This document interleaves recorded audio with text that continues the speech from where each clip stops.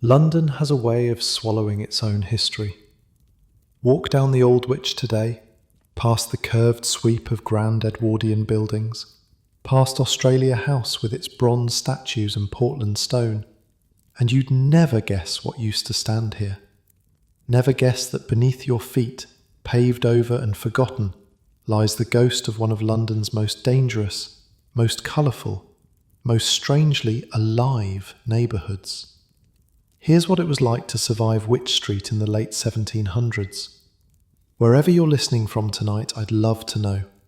Drop a comment with your corner of the world and what time it is there. And if you enjoy drifting off to stories of forgotten places, a subscribe would mean a lot. But for now, just settle in. Sink a little deeper into your pillow. Pull the covers up. Because where you're going, there are no clean sheets. No warm beds, no comfort at all, really. Just survival. The year is 1783. You're 14 years old, and you've just arrived in London. Not by choice, exactly. Your father died last winter. Consumption.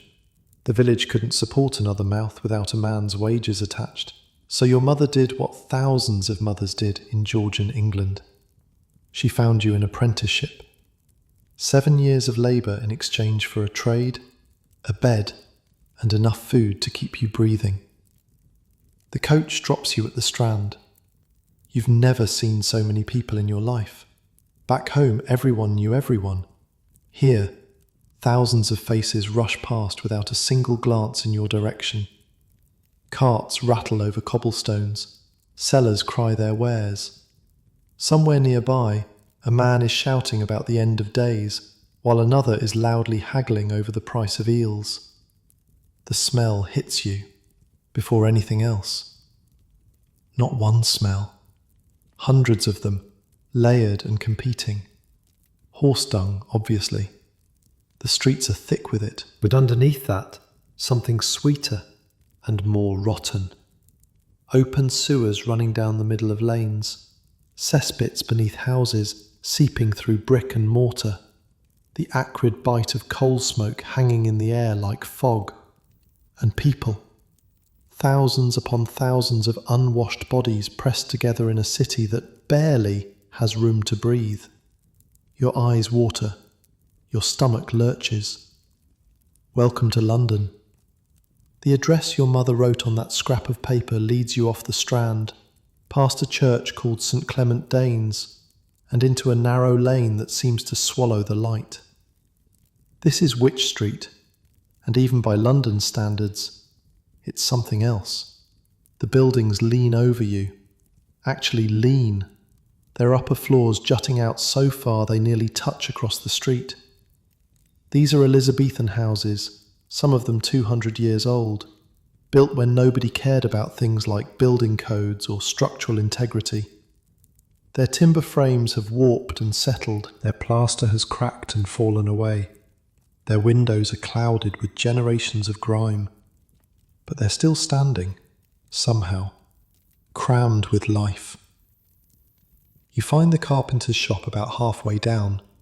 A weathered sign creaks in the breeze, barely readable. The door is propped open despite the cold, and inside, a man is bent over a workbench, shaving curls of wood with a plane. He doesn't look up when you enter. You the boy? You confirm you're the boy. He sets down his plane, studies you for a long moment. He's maybe 40, which makes him old by the standards of this neighbourhood. His hands are scarred and calloused. His apron is stiff with wood dust and what might be dried blood from a slip of the chisel. Show me your hands. You hold them out. He turns them over, examines your fingers, your palms, the strength of your grip. Soft, he says. Village soft. We'll fix that. And just like that, your new life begins. The workshop sits on the ground floor. Above it, 2 cramped rooms where the master carpenter lives with his wife and 3 surviving children. The other 4 are in the churchyard. Fever took them. It's just something that happens here. Your sleeping space is in the workshop itself. A pallet of straw in the corner, covered with a blanket that might once have been wool, but has been worn down to something thin and scratchy. At night, you share this space with the other apprentice, a boy named Will, who's been here 3 years already. Will gives you the lay of the land that first night. Don't go out after dark. Not alone. Not ever. Why not? He just looks at you, like you've asked why fire is hot. The footpads will have your throat cut before you can scream. And even if they don't, the watch might take you for a thief and throw you in Newgate anyway. Better to stay inside. Keep your head down. Footpads, you learn, are what they call muggers here. The narrow streets and dark alleys make perfect hunting grounds. The overhanging buildings create shadows within shadows. A man could step out of a doorway, stick a knife in your ribs, strip you of anything valuable, and vanish into one of 100 winding passages before anyone even heard you fall. What about the watch? Will laughs. Not a pleasant sound. The watch is useless. Half of them are drunk. The other half are in on it. You're beginning to understand that you haven't just come to London. You've come to a particular kind of London, a London that exists in the cracks and shadows. A London that the grand houses on the Strand pretend doesn't exist, even though it's right behind them. Wych Street is the spine of this world, and Holywell Street, running parallel just to the left, is its beating heart. On your second day, the master sends you to fetch some supplies. Nails, he says, the ironmonger on Holywell Street, and for God's sake, come straight back. You step outside into the morning chaos. Wych Street is narrow, maybe 12 feet wide at its widest point, sometimes less. The buildings crowding in on both sides make it feel like a canyon filled with people, costermongers pushing carts of vegetables, hawkers selling everything from pins to puppies, a man with a dancing bear on a chain, collecting pennies from open-mouthed children, an old woman squatting in a doorway, selling sprigs of lavender that do absolutely nothing to cover the smell. You push through the crowd. Turn onto Holywell Street. It's even darker here. The buildings hang so far over the road that barely any light reaches the ground. But the shadows are alive with commerce. Shop after shop, crammed into every available inch. Old clothes shops mostly. The Jewish traders who've made this their quarter, selling second-hand coats and breeches to anyone with a few coins. Further down, the bookshops. Now, these bookshops are interesting. Some of them sell what you'd expect: religious pamphlets, political tracts, the occasional novel for ladies who have the leisure to read them. But others have their windows arranged with careful ambiguity, suggestive title pages, illustrated covers that make your ears go hot. You're 14. You notice. What you don't know yet is that Holywell Street is famous, or infamous, depending on your perspective. By the next century, it'll be called the vilest street in the civilized world by no less than the Times newspaper. More than 50 shops selling what polite society calls obscene materials, everything from erotic novels to illustrated guides to things that definitely wouldn't be discussed in your village church. But that's later. Right now, you're just a confused apprentice looking for an ironmonger.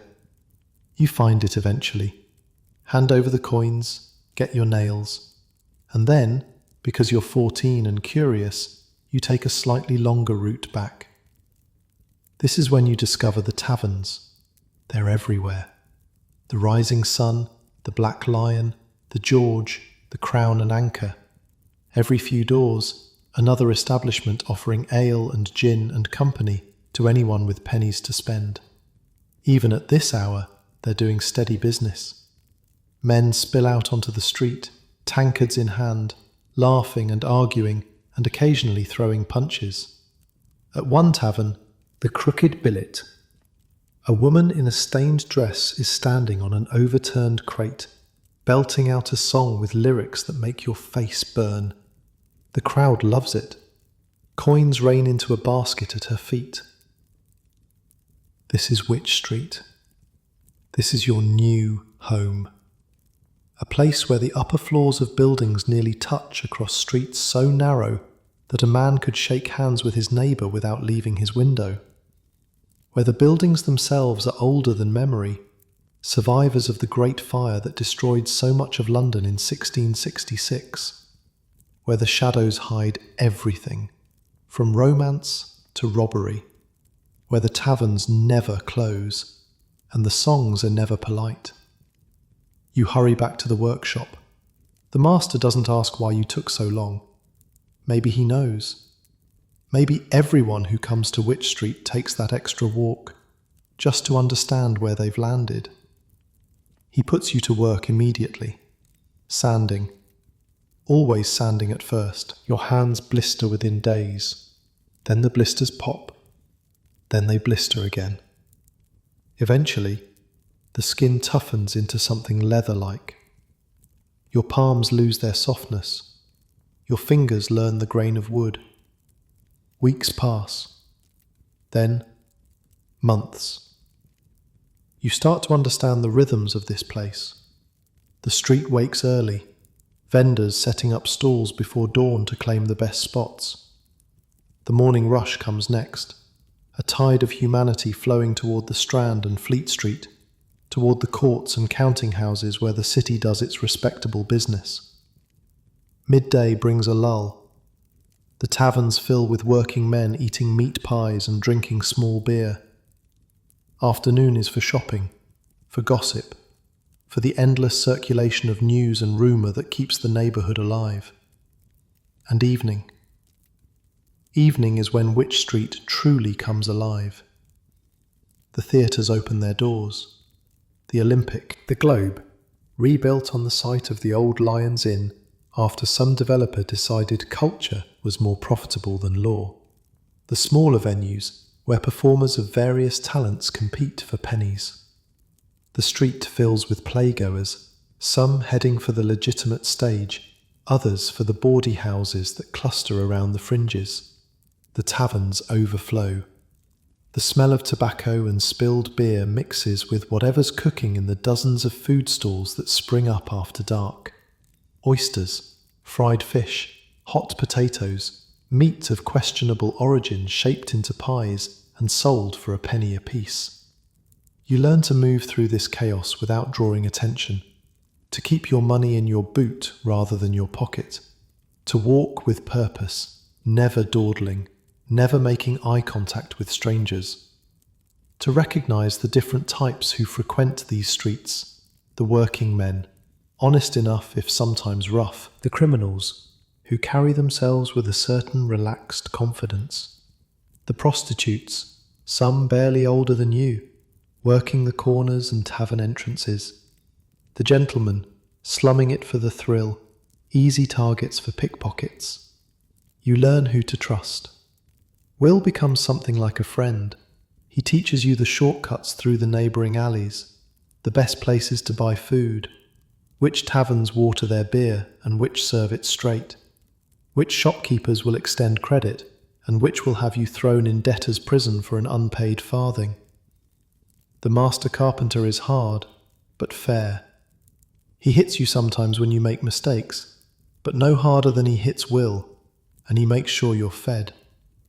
His wife slips you extra bread when she can. Their children, 2 girls and a boy, watch you with curious eyes but never speak. This is life in Wych Street. Cramped, dirty, dangerous, but also alive, in a way your village never was. Back home, every day was the same. Here, every day is a small adventure. A fire in a nearby chimney that brings the whole street running with buckets. A public execution cart passing through on its way to Tyburn. The condemned man either weeping or laughing, or staring straight ahead with empty eyes. A brawl spilling out of a tavern. Men rolling in the filth while the crowd cheers. A travelling performer with a trained monkey that picks pockets while its master distracts. You're starting to settle in, starting to feel like you might survive this. Then, one evening in your 6th month, you see something that changes everything. You're in the workshop, alone. Will's gone to run an errand. The master's upstairs with his family. You're working by candlelight, finishing the sanding on a chair leg that needs to be perfect by morning. Through the window, you see someone slip out of the building across the street. It's a young man, early 20s maybe, small and slight, with the kind of boyish face that makes him look younger than he is. He moves with an easy confidence, like someone who knows exactly where he's going and exactly how to get there. What's strange is how he moves. Not through the door, but through a window on the 2nd floor. He drops onto a narrow ledge, catches himself, swings down to the street with the grace of a cat. He sees you watching. For a moment, your eyes meet. He grins, tips an invisible hat, and vanishes into the darkness of Holywell Street. You don't know it yet, but you've just seen one of the most famous men in London. His name is Jack Shepherd. He was apprentice to a carpenter, just like you, not far from where you're standing now. But unlike you, he didn't stick with the trade. He fell in love with a woman who worked the streets, fell in with a crowd of thieves, and fell, eventually, into a career of burglary that's making him the talk of every tavern in the city. By next year, he'll escape from Newgate Prison twice. From the most secure cells in England, locked in irons, chained to the floor, he'll pick locks and break chains and scale walls and somehow walk free, again and again, until even his enemies have to admire his nerve. By next year, Daniel Defoe himself will write his biography. Crowds will pay just to see him in his cell. 200,000 people will line the streets on the day of his hanging, many of them weeping. But right now, in this moment, he's just a figure disappearing into the dark. Just another young man trying to survive Wych Street by whatever means necessary. You turn back to your sanding. The candle burns low. Outside, the sounds of the evening continue. Laughter from the tavern, a woman shouting at someone in the street, the distant clatter of a coach on the Strand. You're a long way from home, but you're starting to think you might belong here. Sleep now, in that hard pallet in the corner of the workshop. Let the sounds of Wych Street fade into the background hum they become when you're too tired to process them. Tomorrow, there'll be more sanding, more learning, more survival. And just outside your door, a whole world of thieves and poets and pornographers and dreamers, living and dying and loving and scheming in streets so narrow the sun barely reaches the ground. This is your London now. Rest your eyes. Let go. Tomorrow is another day in the slum. Winter comes to Wych Street, like a thief. One morning you wake up and the cold has seeped into your bones, through the thin blanket, through the straw pallet, through whatever warmth your body managed to hold on to during the night. The workshop has no real heating, just a small iron stove that the master lights on the coldest days, burning whatever scraps of wood are too small to use for anything else. You huddle near it when you can, but there's work to be done, and the master doesn't care if your fingers are numb. You learn to keep moving. Sawing warms you up. Planing warms you up. Even sanding, if you do it fast enough, generates enough friction to keep your hands from going completely stiff. Will teaches you a trick. Rub your hands with lard before bed. It keeps the skin from cracking in the cold. The master's wife gives you a bit from the kitchen, and you smear it on every night, ignoring how it smells, grateful for anything that stops the bleeding. But the real enemy isn't the cold itself. It's the fog. London fog is something else entirely. Back in your village, fog meant a morning mist that burned off by noon. Here, the fog comes and stays. Days at a time sometimes, weeks. It rolls in from the Thames, mixing with the smoke from 100,000 coal fires, and it creates something that barely qualifies as air. They call it a pea super. The colour is right, yellowish green, thick enough that you can barely see your hand in front of your face. It gets into everything. Your clothes, your lungs, your food. You cough constantly during fog season, and so does everyone else. The sound of London in winter is the sound of a city hacking its lungs out. Worse, everything becomes slick and greasy. The walls, the cobblestones, your skin, if you're outside long enough. The fog deposits a film of soot and coal tar on every surface it touches. Wealthy women don't even try to wear white anymore. What's the point? It'll be grey within the hour. The fog makes the streets even more dangerous. You can't see who's coming. Can't see who's behind you. The footpads love it.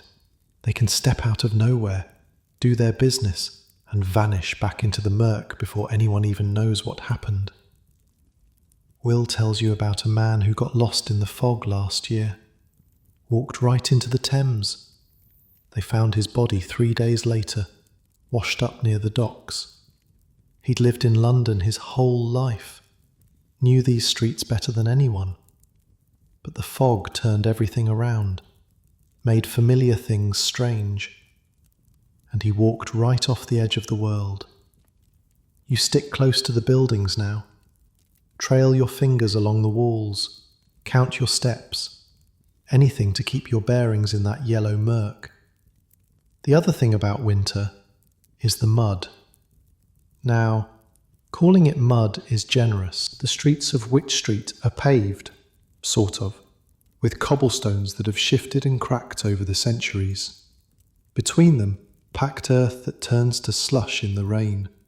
And on top of everything, the constant accumulation of horse dung, rotting vegetables, human waste tossed from chamber pots, dead animals, and whatever else 300,000 people can produce in the course of daily life. This mixture gets churned by cartwheels and horse hooves and human feet into something that defies description. It's black, it's slippery, it smells like death having a bad day, and it's everywhere. Inches deep in the middle of the road, splashing onto your clothes every time a cart rattles past. Rich people have sedan chairs. They get carried above the filth by sweating porters, never touching the ground at all. The middling sort hire link boys to light their way and sweep a path. But you wade through it like everyone else. Your shoes are permanently stained. Your stockings are a lost cause. The master sends you out one morning in December to deliver a finished cabinet to a customer on the Strand. A wealthy merchant, the kind of man who can afford custom furniture. Don't get it dirty, the master says, and don't let anyone see you coming from this direction. You understand. The merchant doesn't want his fine new cabinet associated with the stink of Wych Street, so you take the long way around, skirting the edge of the slum, approaching the Strand from a more respectable angle. The merchant's house is another world. Clean windows, polished brass. A servant who takes the cabinet from you without meeting your eyes, like you're not quite a person, just a delivery mechanism with legs. You're back on Wych Street by noon, and because the master gave you a whole shilling for your trouble, you decide to spend a penny of it at one of the coffee houses. This is where things get interesting. The Georgian sits on a side street, just off Wych Street proper. It's been there since 1723, originally as a coffee house, though they serve ale and wine now too. It's a step up from the rougher taverns, the kind of place where a man might conduct business, meet associates, read the newspapers that circulate from table to table. You've walked past it 100 times, never gone in. But today, with a penny burning a hole in your pocket and the cold gnawing at your bones, you push through the door. The warmth hits you first. A real fire burning in a real fireplace, not the pathetic little stove in the workshop. The smell of coffee and tobacco smoke and roasting meat.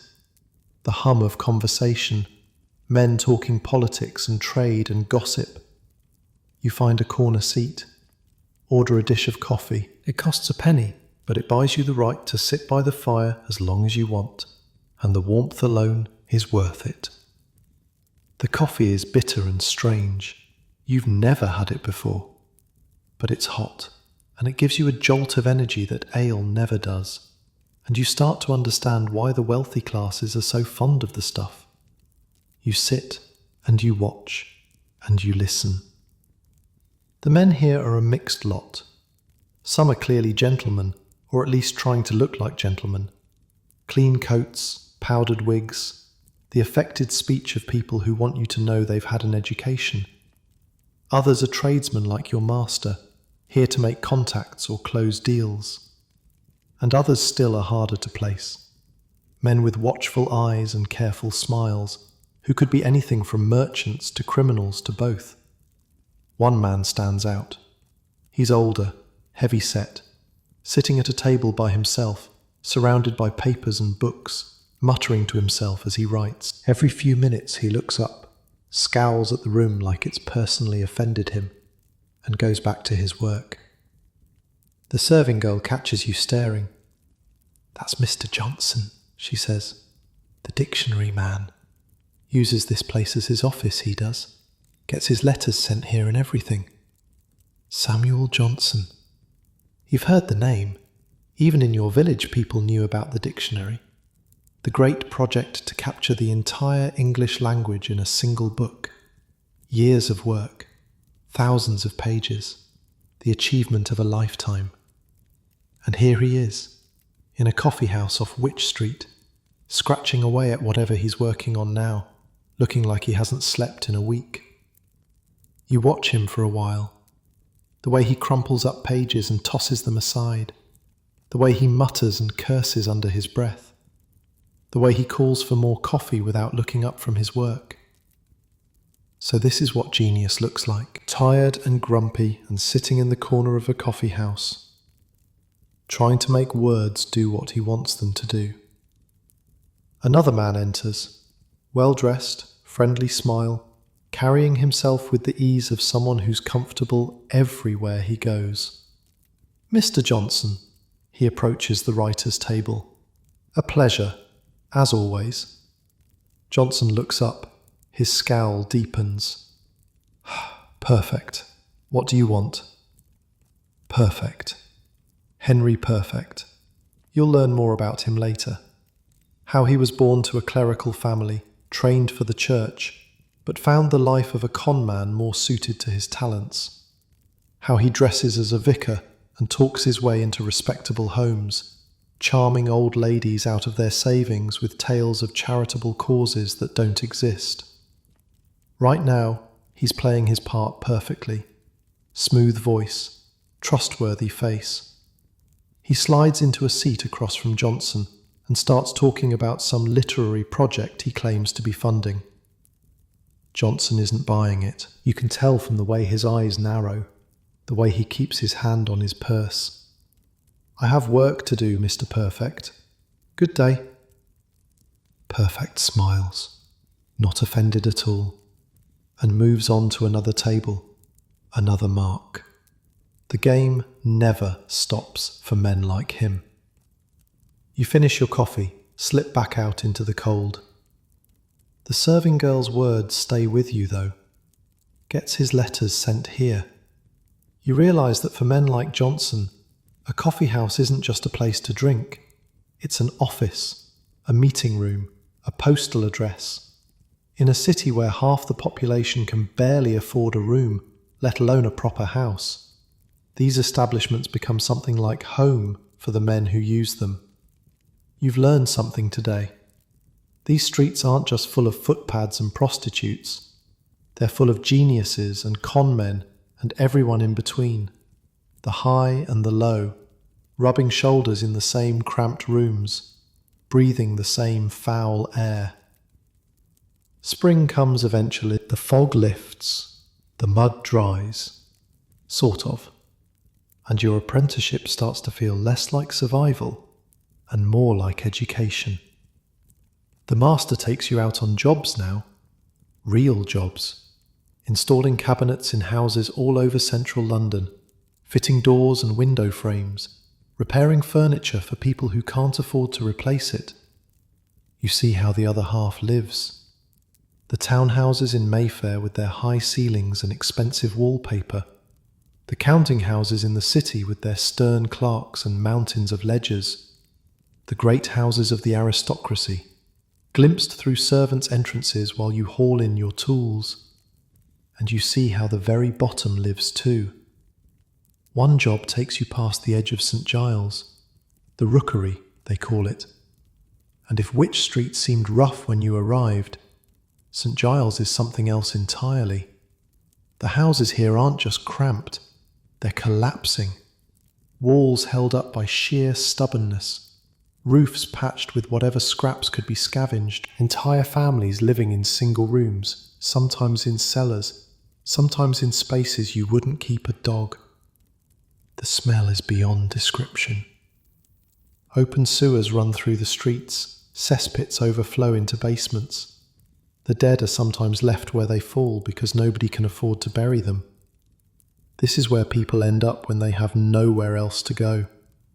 The Irish immigrants fleeing famine back home, the families broken by debt or drink or disease. The criminals who need a place where even the watch won't follow. You hurry past. Keep your head down. Clutch your tools close. On your way back, you pass through the old legal quarter. This part of Wych Street has a different feel, quieter, more respectable, if that word means anything around here. The Inns of Chancery stand here, or what's left of them. Lion's Inn, New Inn, names that used to mean something. Back in the old days, these were places where lawyers learned their trade. Young men from good families, studying the law, boarding in grand buildings, preparing for careers in the courts.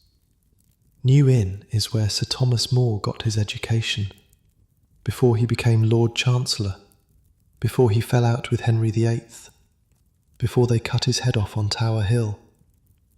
The man who wrote Utopia, that dream of a perfect society, learned to argue and reason in rooms just a few yards from where you're standing now. But that was centuries ago. By the time you arrived, the inns had degenerated into something else entirely. The grand buildings are subdivided now, crammed with lodgers who have nothing to do with the law, gamblers, swindlers, men who'd rather not be found. A historian will later describe the whole area between Wych Street and Holywell Street as having witnessed scenes of the most disgraceful and infamous character. He's not wrong. But there's history mixed in with the disgrace. Layers of London, stacked on top of each other. The respectable past and the disreputable present sharing the same crooked walls. Back on Wych Street, you feel almost grateful for what you have. A roof that doesn't leak too badly. Food most days. Work that's honest, even if it's hard. That night, lying on your pallet, you think about the distances that separate these worlds. A few hundred yards from the Strand to St. Giles, from wealth to poverty, from comfort to desperation, and Wych Street sits right in the middle. Neither one thing nor the other. A boundary zone where anything is possible and nothing is safe. The summer brings visitors. Wych Street has always attracted a certain kind of person. Writers mostly. The cramped buildings and crooked streets and colourful characters make good material. You start to recognise them, these literary types, wandering through with notebooks, scribbling down observations, looking at the poverty like it's a curiosity rather than a condition. One of them stops to talk to you. He's young, maybe mid-20s, intense eyes, the hungry look of someone who hasn't quite made it yet, but desperately wants to. "You work here?"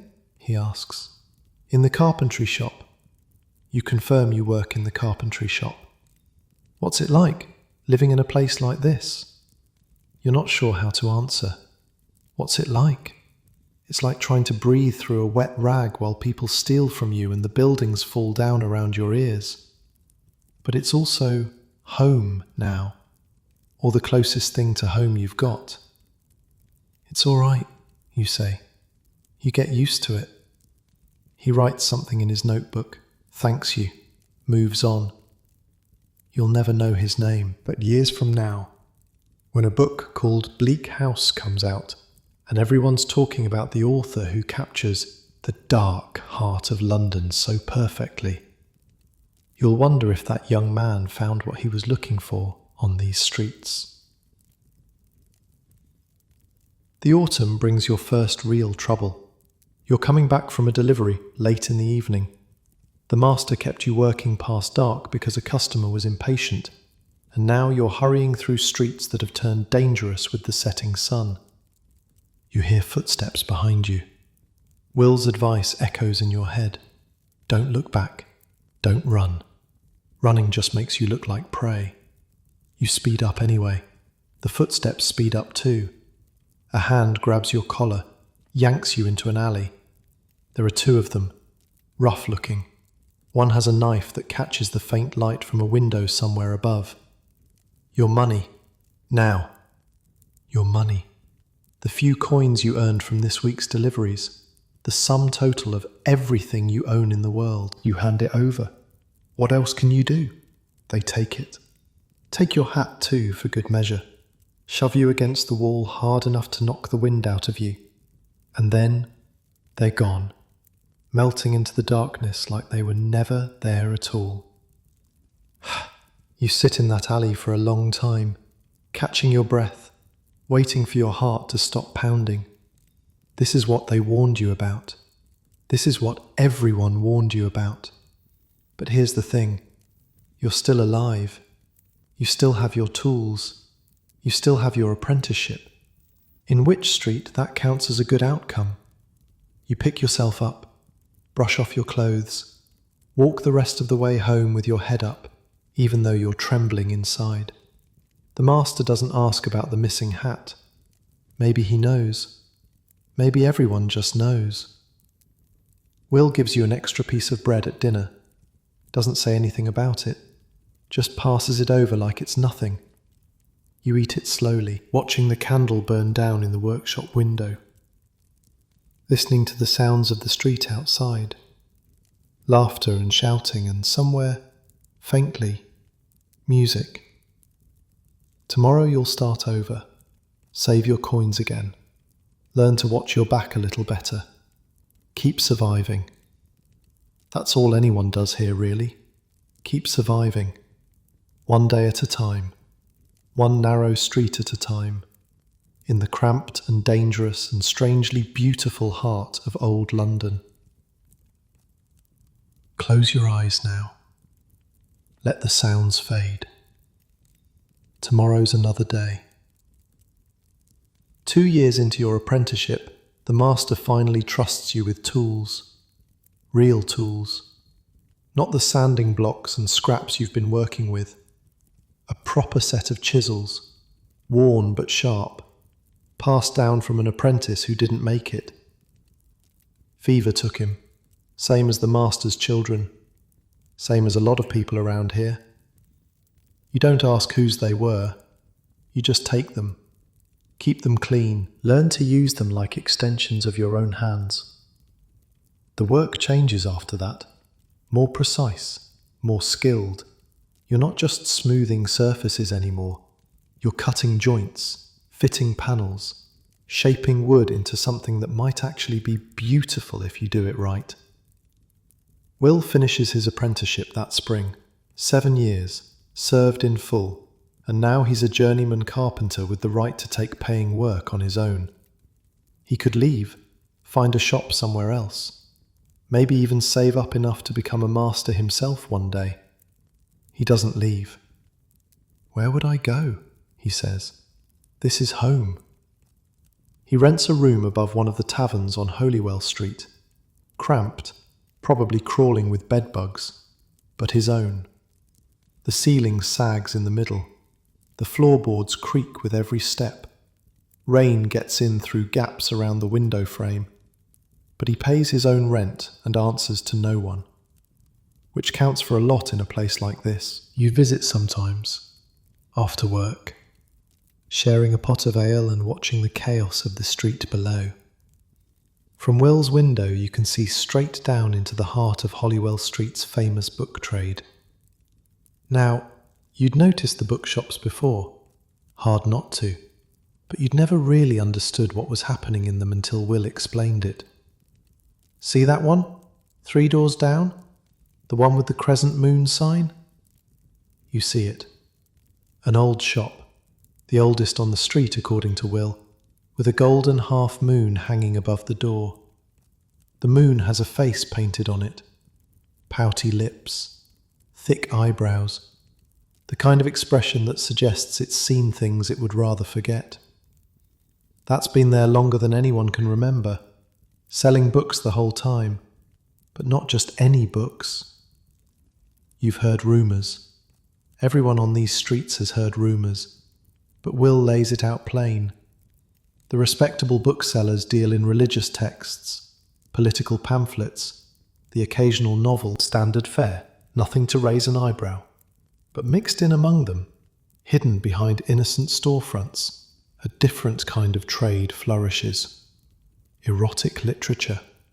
Illustrated guides to activities your village vicar would choke on his communion wine just thinking about. Pamphlets attacking the government in terms that could get a man thrown in prison. Heretical religious texts that question everything from the divinity of Christ to the existence of God himself. All of it technically illegal. All of it selling like hot bread on a cold morning. How do they get away with it? Will shrugs. Who's going to stop them? The magistrates? Half of them are customers. The church? They'd have to admit they know what's in there, and nobody wants to do that. You watch a gentleman in a fine coat slip into the shop with the crescent moon. He's inside for maybe 10 minutes, comes out with a package wrapped in brown paper, tucked under his arm like it contains nothing more scandalous than cheese. The thing is, it's not just about the dirty books. Will explains that too. A lot of what gets sold on Holywell Street started as something else entirely. Political writing, radical ideas, the kind of thinking that got people killed in France and could get them killed here too if the wrong person was listening. The publishers and booksellers on this street have been mixing sedition with pornography for generations, hiding dangerous thoughts behind titillating covers. If the authorities come looking for revolutionary pamphlets, all they find is smut, and nobody wants to admit they were buying smut. Clever, dangerously clever. You file this away. Keep walking past the bookshops with your eyes forward. You're not interested in that kind of trouble. What you are interested in is music. There's a shop at number 26 Wych Street. Musical instruments, flutes mostly, but also clarinets, pianos, anything a person with money and musical ambition might want. The sign above the door reads Astor and Company. You've passed it 100 times, heard the sound of instruments being tested inside, scales and arpeggios drifting out into the street. Once, you stopped to watch a craftsman in the window, carefully shaping the body of a flute with tools not so different from your own. The owner's son works the counter most days. Young fellow, thick German accent, always smiling. His name is John, or Johann if you catch him when he's tired and slips back into his native tongue. You strike up a conversation one afternoon. You're delivering a cabinet to a house nearby, and you stop to admire a piano in the window. "Beautiful, yes?" John says. "English make, very popular now." You ask how much something like that costs. He names a figure that would take you 3 years to earn. "Ah, but for listening is free," he says, and sits down to play a few bars of something you don't recognize. Something complicated and light, his fingers moving over the keys like it's the easiest thing in the world. You listen until you have to go. What you don't know, what nobody on this street knows yet, is that John isn't going to stay here. He's got plans. America, he says, though he doesn't say it to you. A brother there in New York who started a butcher shop. Another brother here in London making the instruments. And John, the youngest, dreaming of something bigger. Within the year, he'll be gone. Sailed to Baltimore with a cargo of flutes and a head full of ambition. He'll make his fortune, not in music, but in furs, trading pelts with the natives up in the northern wilderness. And then he'll make another fortune, in opium shipped to China, of all things, and then another in New York real estate. By the time he dies, John Jacob Astor will be the richest man in America, the country's first multi-millionaire.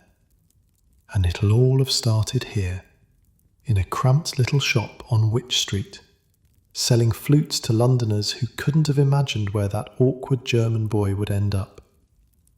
But that's the future. Right now, he's just another young man trying to make his way, same as you. The theatres pull you in eventually. You've heard about them, of course. Wych Street is thick with performance venues, from the grand to the grubby. But apprentices don't have money for theatre tickets, and even if you did, the master would tan your hide for wasting it. Still, there are ways. The stage doors open onto back alleys. If you time it right, you can catch the tail end of a performance by lurking near an exit. The sound carries, the laughter, the gasps.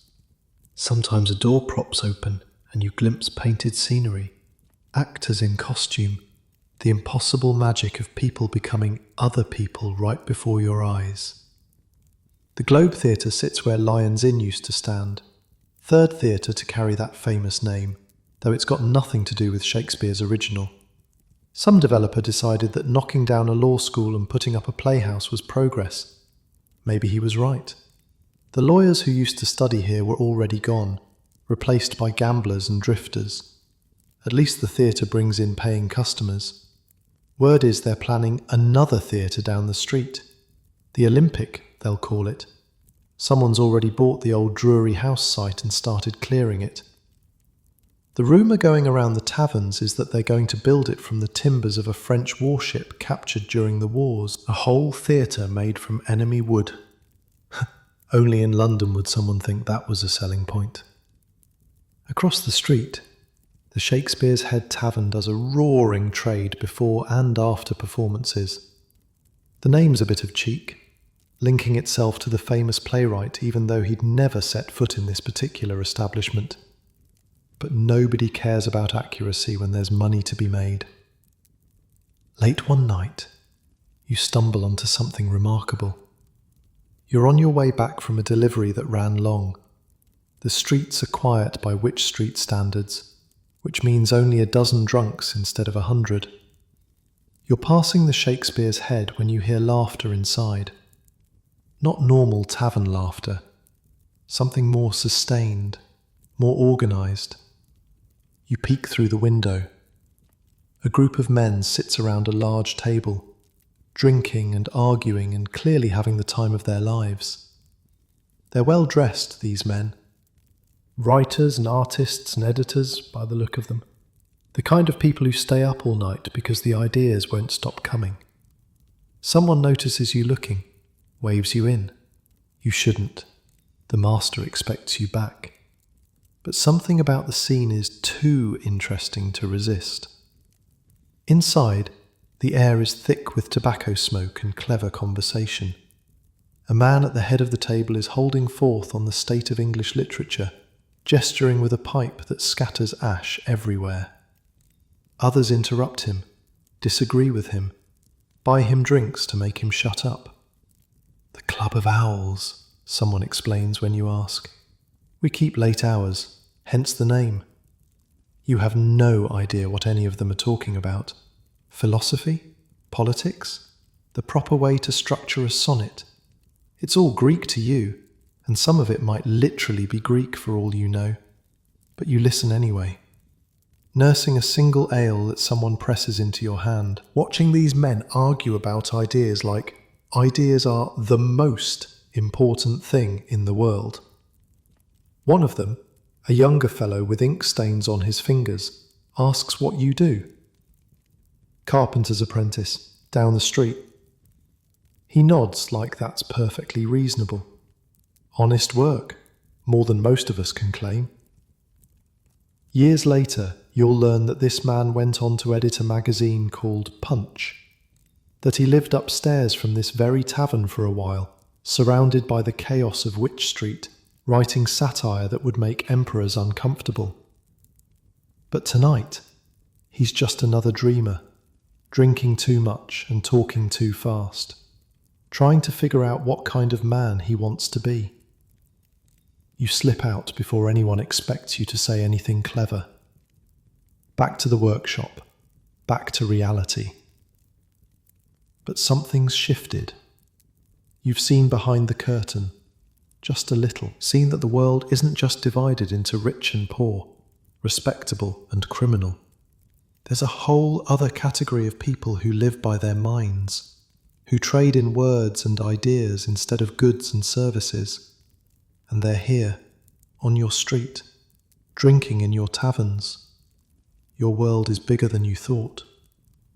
The year turns. 1786 becomes 1787. Your apprenticeship enters its middle phase. The work gets harder in some ways, easier in others. Harder because the master expects more. Easier because you actually know what you're doing now. Your hands have learned the language of wood. You can look at a piece of oak and see the grain, know where it wants to be cut, anticipate how it'll behave when you shape it. The street changes too. Some shops close, others open.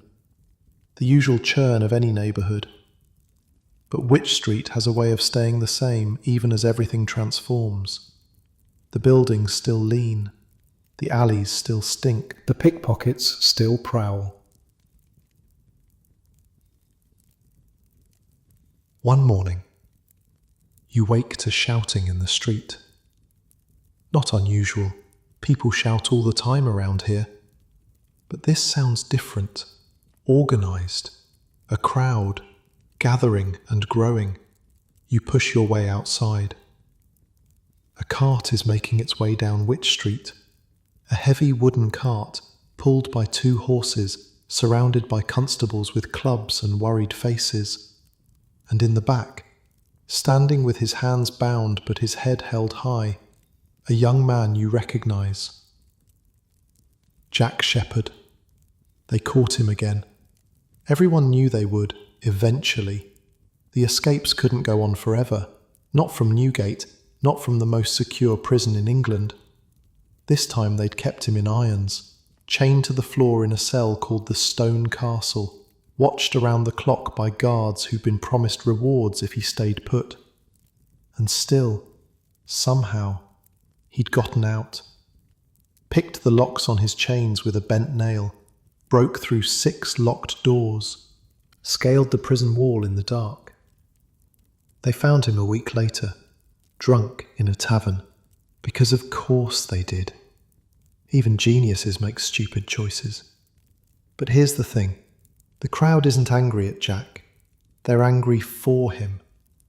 Women throw flowers, men cheer his name, children run alongside the cart, reaching up like he's some kind of saint instead of a thief. The constables look nervous. They're outnumbered 100 to 1, and everybody knows it. Jack spots you in the crowd. For a moment, your eyes meet. Same as that night years ago, when you saw him slip out a window like a cat.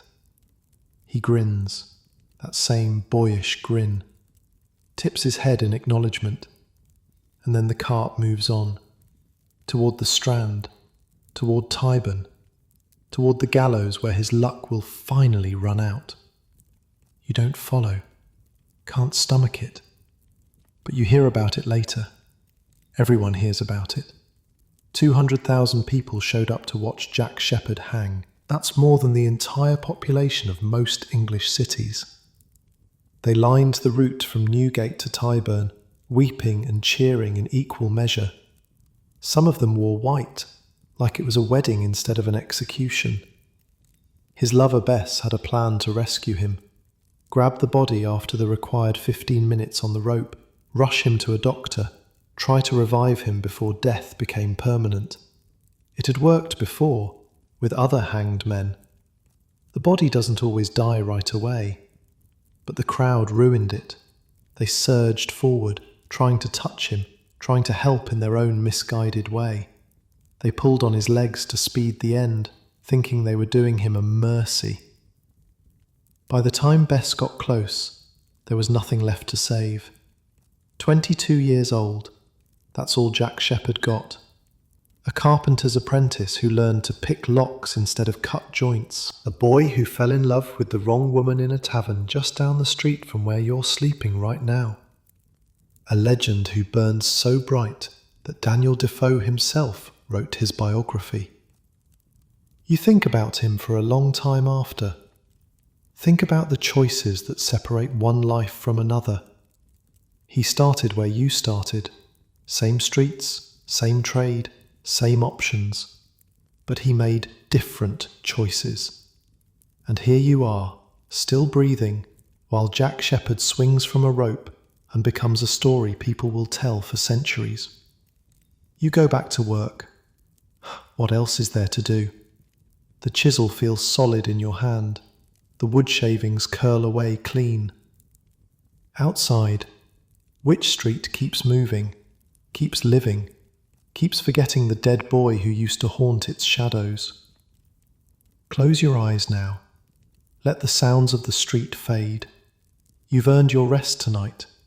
Tomorrow, the work continues. Fever comes for you in the summer of 1788. You don't know where you caught it. Could have been anywhere. The water you drank from the public pump, drawn from wells that sat a few feet from overflowing cesspits. The food you bought from a street vendor whose hygiene was questionable at best. The air itself, thick with the exhalations of 250,000 people crammed into spaces meant for 1/10 that number. One morning you wake up and your bones ache. By noon, you're shivering despite the July heat. By evening, you can barely stand. The master's wife takes one look at you and crosses herself. Get him out of the workshop, now. They carry you upstairs, lay you on a pallet in the corner of the family's own cramped quarters. This is either a kindness or a practical decision. If you die in the workshop, they'll have to burn everything you touched. Upstairs, at least, the damage is contained. You drift in and out for days, maybe weeks. Time stops making sense. There are moments of clarity when you can see the cracked ceiling above you, hear the sounds of Wych Street filtering through the thin walls, and there are stretches of darkness where nothing exists except heat and pain, and the sound of your own heart struggling to keep beating. The worst is the thirst. Your body burns from the inside, and all you want is water, but they ration it carefully. Too much and you'll vomit it right back up. Too little, and you'll dry out like leather in the sun. The master's wife knows the balance, learned it from watching too many people die.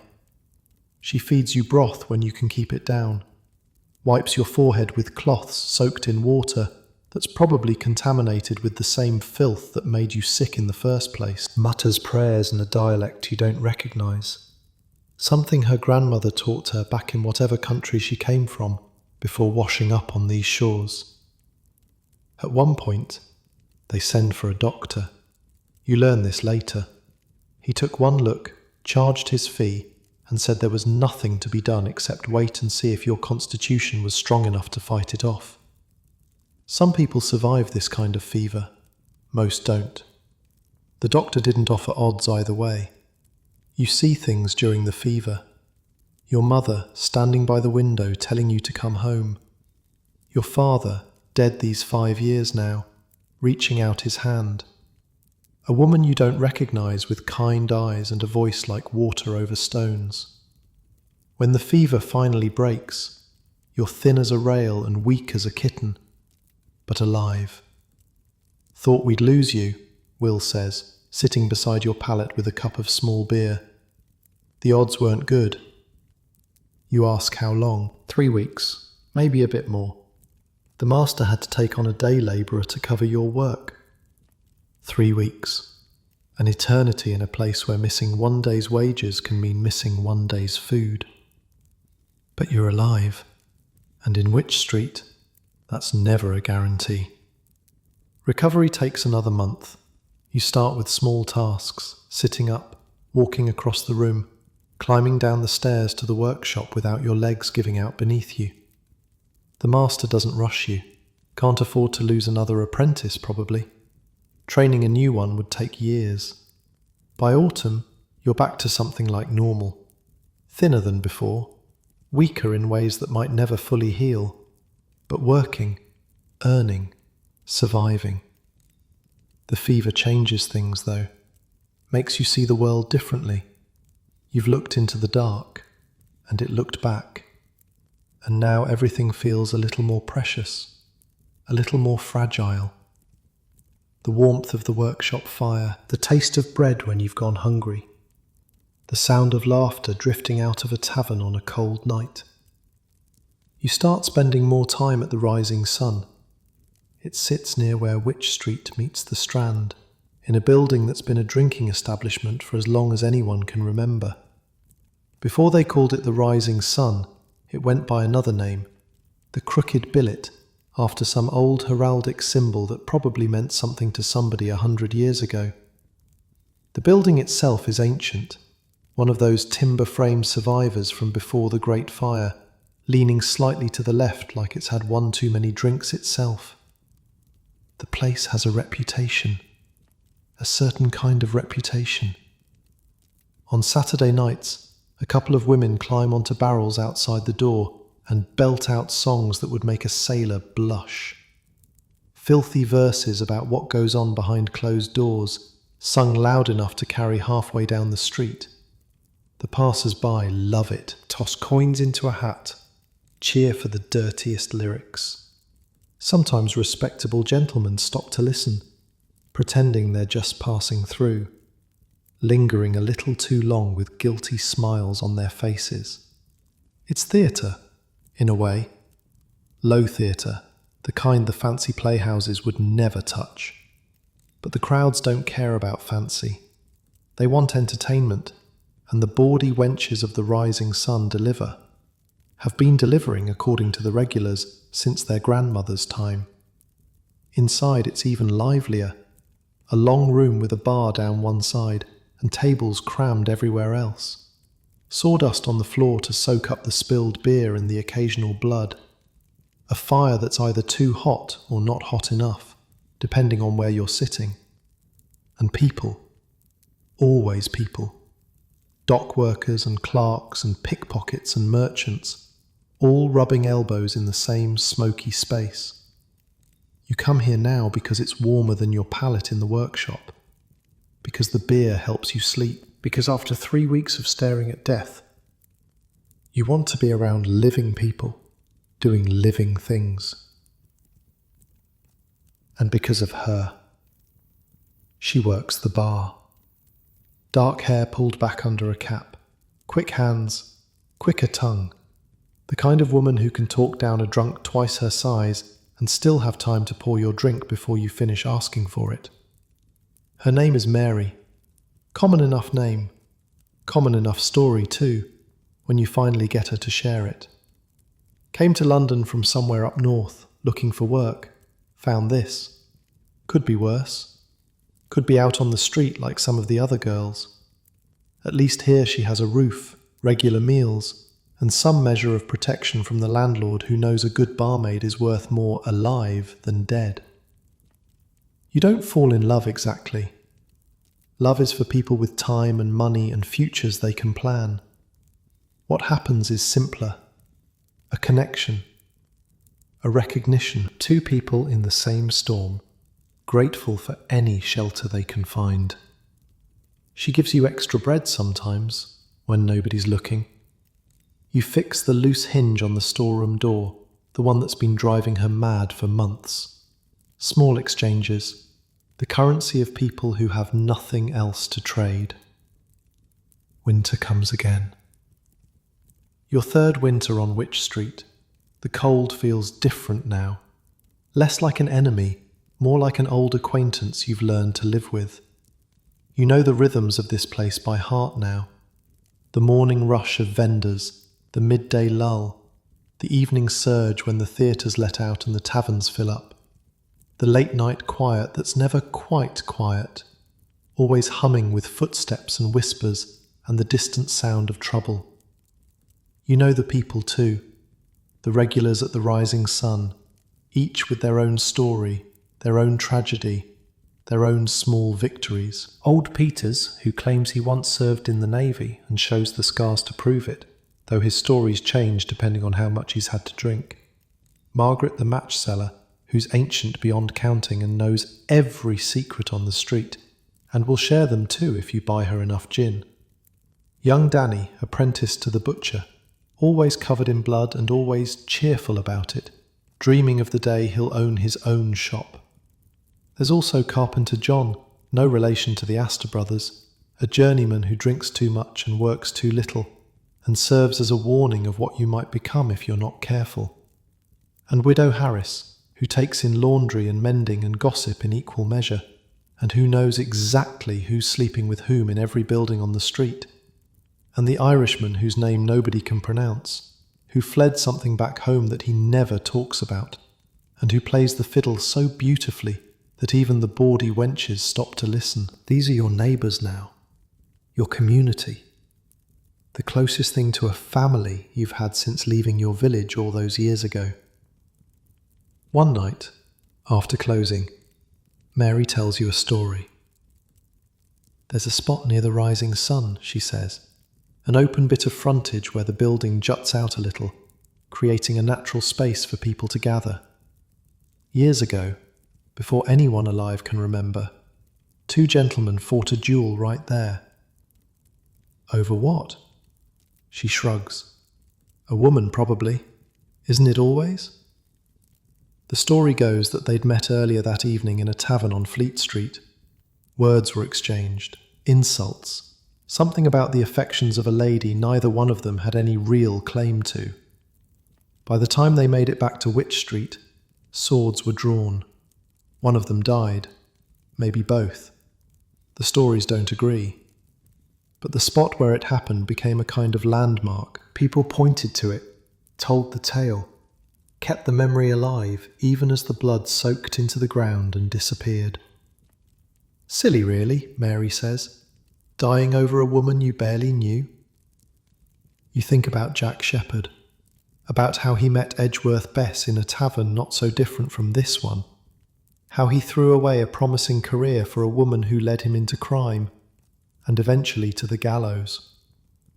People do stupid things for love, or whatever they mistake for love. Would you, Mary asks, fight for someone? You consider the question. A year ago, you'd have said no. What's the point? Life's hard enough without adding violence to the mix. But now, looking at her face in the candlelight, you're not so sure. Depends on who, you say. She smiles, doesn't say anything more. The spring brings better weather and worse news. The landlord of the Rising Sun is selling up, moving somewhere respectable, now that he's made enough money off Wych Street's vices. The new owner, whoever it turns out to be, might keep things as they are, or might clean house, might decide that bawdy wenches and cheap beer aren't the image he wants for his establishment. Mary doesn't know if she'll still have a job next month. There's always work, she says, but the way she says it makes clear what kind of work she means. The kind that happens in the darker alleys, with strangers who don't care about names or stories. You want to tell her that won't happen, that you'll protect her somehow. But what power do you have? You're an apprentice carpenter, 3 years from finishing your indenture, living on scraps in a corner of a workshop. All you can do is keep showing up, keep drinking the same bad beer, keep fixing what's broken when you can. The new owner arrives in April, a man named Cartwright, fat and jolly, with the look of someone who's done well in trade and wants a retirement project. He tours the premises with the kind of satisfied smile that suggests he's already counting the profits. Mary keeps her job, so do the bawdy wenches. Turns out Cartwright is more interested in money than morality, and the Saturday night shows pack the place to the rafters. Life goes on. That summer, you finish your 4th year of apprenticeship, more than halfway done now. The skills come easier. You can look at a drawing and see the finished piece in your mind, know exactly which cuts to make, which joints to use, how the wood will behave under your hands. The master starts trusting you with more complex work, cabinets with delicate inlays, chairs that need to balance beauty and strength, the kind of pieces that wealthy customers pay good money for, that might survive for generations if they're made right. You're becoming something, not just a pair of hands doing what it's told. A craftsman, someone who understands the wood at a level that goes deeper than technique. Wych Street is becoming something too, or rather, it's becoming more of what it already was. The old buildings keep leaning, keep settling into the mud. The street gets narrower every year, it seems, as upper floors are extended further and further out, blocking more and more of the sky. Walk down the middle of Wych Street at noon on a sunny day, and you might as well be in a tunnel. The light barely reaches the ground. This makes it perfect for certain activities. The footpads love the darkness. So do the pickpockets. So do the assignations that happen in doorways, quick and commercial, over before anyone really notices. The respectable world stays on the Strand, just a few hundred yards away, but might as well be a different universe. Wych Street belongs to the shadows. You've learnt to carry yourself differently now. Head up, eyes forward. A small knife in your boot. Not that you've ever had to use it. The confidence of someone who belongs, who knows the territory, who isn't worth the risk of robbing because he probably doesn't have anything worth taking. It's protection of a sort. Not perfect. Nothing's perfect here. But better than being the frightened boy who stumbled off the coach 5 years ago. Village soft and completely unprepared. You think about that boy sometimes. Wonder what he'd make of you now. The calluses on your hands. The scar on your arm from a chisel that slipped. The way you can walk through the darkest alley without flinching. Navigate by sound and smell when the fog rolls in. Read the street like a book written in a language only locals understand. You've been swallowed by London, and somehow you survived. Autumn again. The leaves that manage to grow in the tiny churchyards turn brown and fall. The smell of decay mixes with the usual stink of the streets. The fog returns, yellow and greasy, wrapping the world in a chemical embrace. Mary's still at the rising sun, still giving you extra bread when nobody's looking, still smiling when you walk through the door, even when she's tired, even when some drunk has been giving her trouble, even when everything feels like too much. You're not sure what this is between you. Not love, you keep telling yourself, not anything with a future, just two people, keeping each other warm in a cold city, waiting to see what happens next.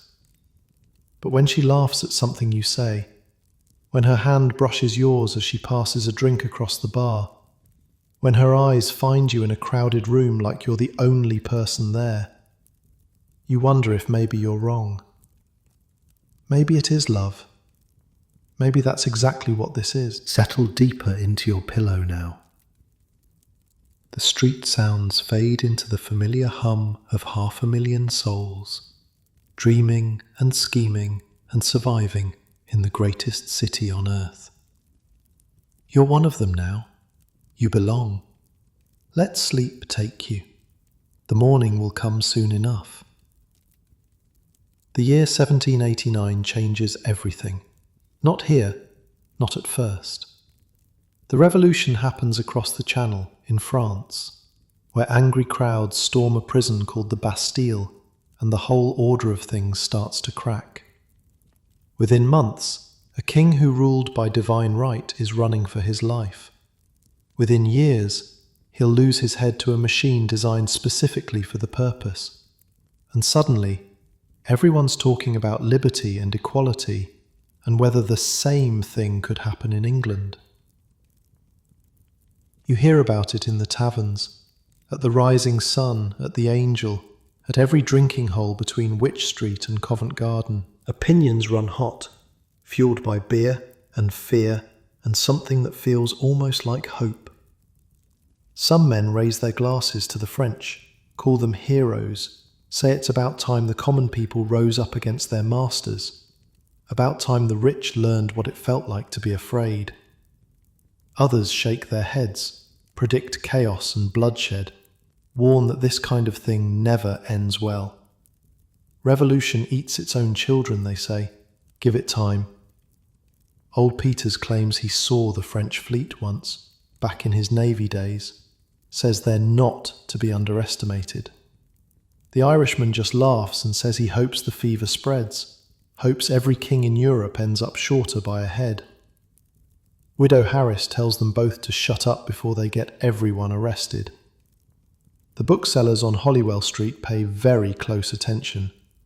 For years, they've been mixing sedition with smut, hiding radical pamphlets behind dirty covers, testing the limits of what could be printed and sold without getting everyone involved thrown in prison. Now, with revolution in the air, the stakes are higher than ever.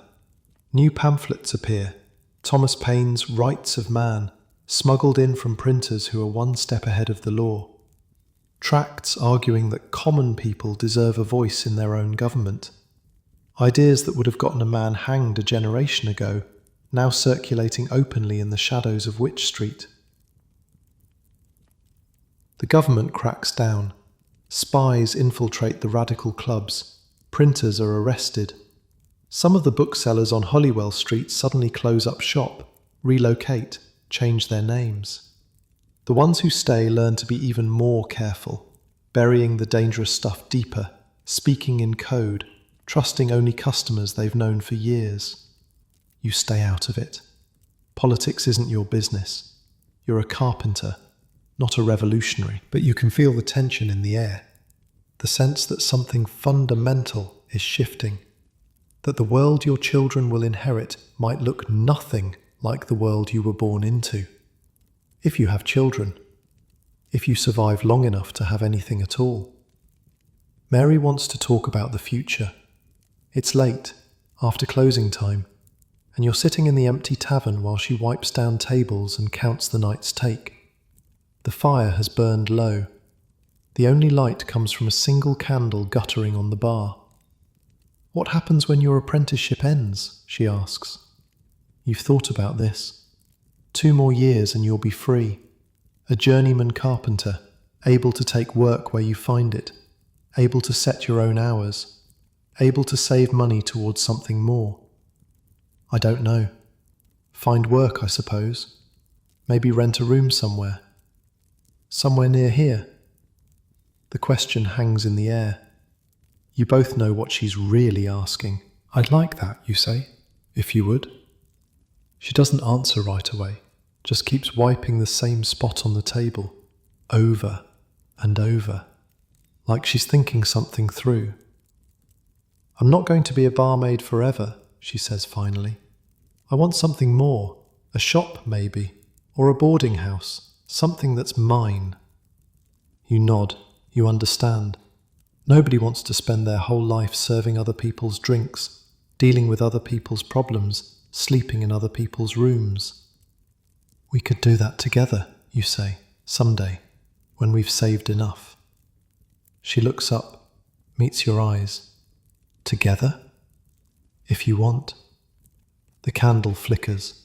Outside, someone's singing in the street, drunk and off-key but happy. The sounds of Wych Street at midnight, familiar as your own heartbeat. Mary smiles, and you know, without either of you saying it out loud, that something's been decided. Your 6th year of apprenticeship passes in a blur of work and waiting. The master's getting old. His hands shake now when he holds a chisel. His eyes strain to see the fine details that used to come so easily. More and more of the skilled work falls to you, while he handles the business side, talking to customers, negotiating prices, dealing with suppliers. Will's doing well on his own. He's rented a small workshop space in an alley off Drury Lane, taking on jobs that are too small for the bigger establishments. Nothing fancy, but steady. Enough to pay his rent and drink his beer and dream about something better. You help him when you can. Extra hands on big projects. Advice when he's stuck on a tricky joint. The friendship that started in that cramped workshop has grown into something more solid over the years. You trust Will. And in Wych Street, that means something. One afternoon, Will takes you to the Angel Inn. It sits at the very bottom of Wych Street, right where the road meets the Strand. Older than the rising sun, older than most of the buildings around it. The kind of place that's seen centuries of London's history pass through its doors. The sign outside shows an angel with a trumpet, paint faded by decades of London soot. But you can still make out the golden wings. You know about Bishop Hooper? Will asks. You don't. Back in Queen Mary's time, the Catholic Queen, Bloody Mary they called her, and not because of the drink. He takes a long pull from his cup. She burned Protestants for heresy, hundreds of them, men, women, didn't matter. If you wouldn't bow to Rome, you burned. You've heard of Bloody Mary. Everyone has. The Queen who tried to turn England back to Rome and lit fires under anyone who disagreed. Your grandmother used to tell stories, passed down from her grandmother, about the smell of burning flesh that hung over certain towns for days. Hooper was one of them. A bishop himself, actually. Reformed the whole church in Gloucester, they say. Gave away his own money to the poor. And Mary had him arrested for it. Will points at the angel. They kept him here, at this inn, before they took him to Gloucester to burn. Spent his last night in London in that building right there. Probably sat where we're sitting now. You look at the inn with new eyes. The same walls, more or less, that contained a man waiting to die for his beliefs. The same doorway he walked through, knowing he'd never walk through it again. The same street he saw for the last time. These same crowded, filthy, beautiful streets. That was over 200 years ago, Will says. And the inn's still here, still serving beer, still watching people come and go. Hooper's bones are dust. Mary's bones are dust. Everyone who cheered when he burned is dust. But the angel keeps pouring. He's trying to tell you something, you think. Something about permanence. About how the buildings outlast the people. How the street keeps going no matter who lives and dies on it. Or maybe about how little our suffering matters in the long run. How the world just keeps turning. Or maybe he's just drunk and feeling philosophical. Hard to tell with Will sometimes. Inside, the angel is packed. It's a livelier crowd than the rising sun, more mixed. Travellers waiting for coaches, businessmen closing deals, the occasional pickpocket working the room, though you've learned to spot them by now. You order a drink, find a corner, watch the flow of humanity that passes through this ancient space. Somewhere in this room, 200 years ago, a man faced his last night alive, knowing what was coming, knowing there was no escape. And here you are, healthy and young and in love, with your whole future stretching out ahead of you. Funny how history works. The winter of 1790 brings another fever through the neighbourhood. Not you this time, the master. He takes to his bed in November and never really gets up again.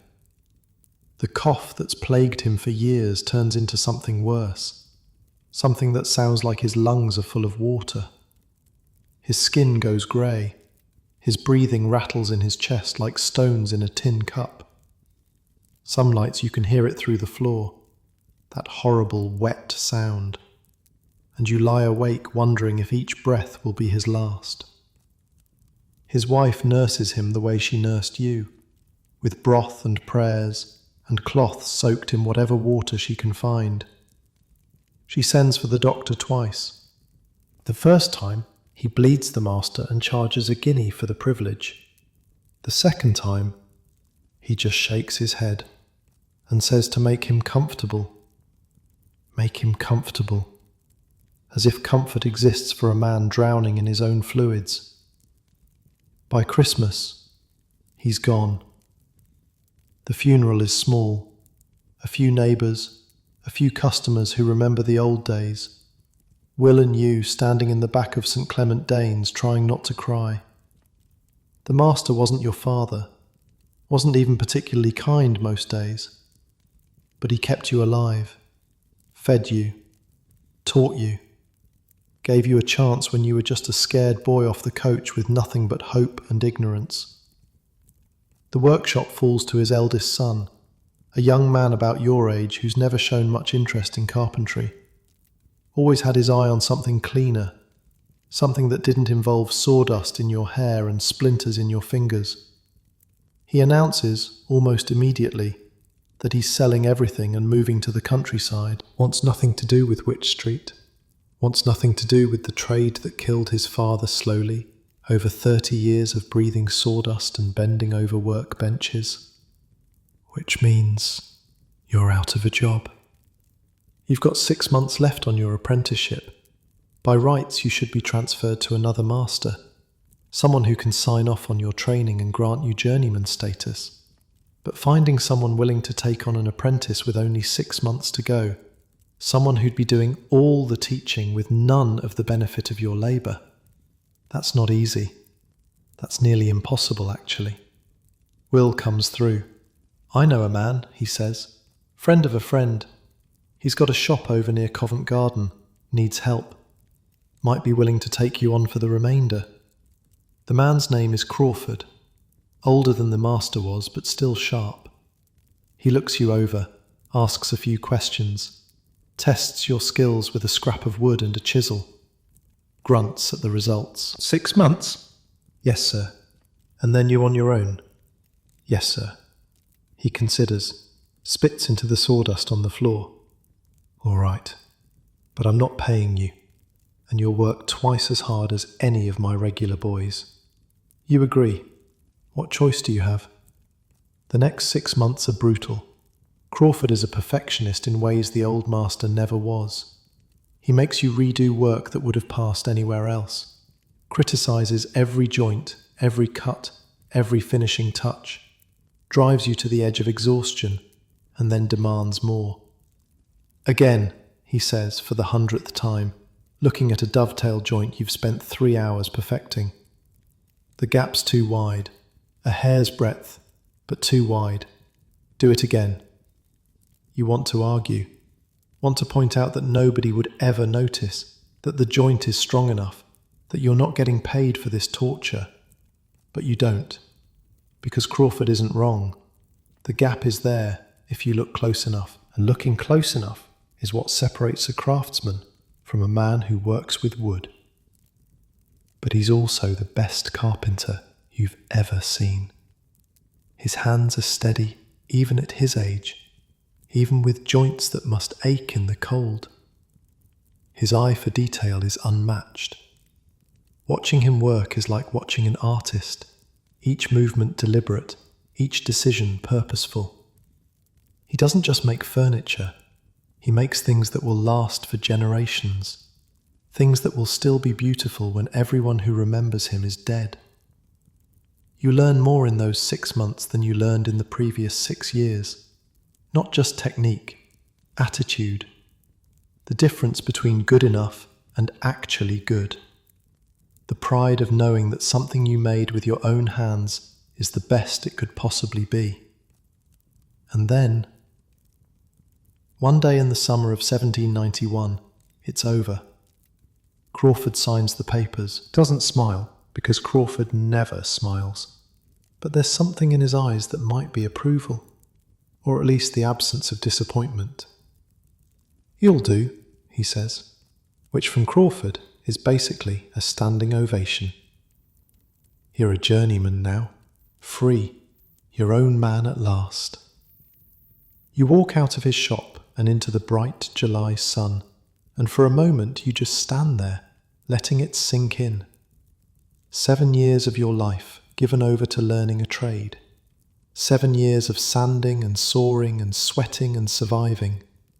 Done. Mary's waiting for you at the Rising Sun.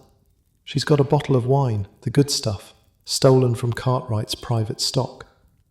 You don't ask how she managed it. Just accept the cup she pours and drink it down. "So what now?" she asks. What now indeed? You've got skills and freedom but no money, no tools of your own, no workshop. The streets are full of journeyman carpenters competing for the same jobs. Some of them have been at it for years and still haven't gotten anywhere. But you've got something they don't. You've got 7 years of surviving Wych Street. 7 years of learning how to read people, how to navigate dangerous situations, how to find opportunity in chaos. 7 years of building a network, a community, a reputation as someone who shows up and does the work, and doesn't cause trouble. "I've got some ideas," you say. Mary raises her cup. "To ideas, then." You drink. Outside, the street is doing its thing. Vendors shouting, carts rattling, someone laughing, someone crying, someone singing a song you almost recognize. The eternal circus of Wych Street, carrying on the way it always has, the way it always will. You're part of it now, really part of it, not an apprentice anymore, not someone else's responsibility. A man with a trade, standing on his own 2 feet, ready to build something. Whatever comes next, you'll face it here. In these narrow streets where the buildings lean together like old friends sharing secrets. In these shadows where fortunes are made and lost, and made again. In this strange, dark, beautiful corner of London that's become, against all odds, your home. Close your eyes now. Let the wine warm your belly. Let the sounds of the street sing you to sleep. Tomorrow, the real work begins. But tonight, just tonight, you can rest. You've earned it. You marry Mary on a Tuesday in October, 1792. Nothing fancy. A quick ceremony at St. Clement Danes, the old church that sits where Wych Street meets the Strand. The same church where they buried the Master less than 2 years ago. The same church whose bells have marked every hour of your London life, ringing out over the rooftops like a reminder that time keeps moving whether you're ready or not. The building itself has seen better days, took damage in some war or another, patched up but never quite restored. The tower leans slightly, though the vicar swears it's been leaning that way for a century and hasn't fallen yet. Stone walls black with soot.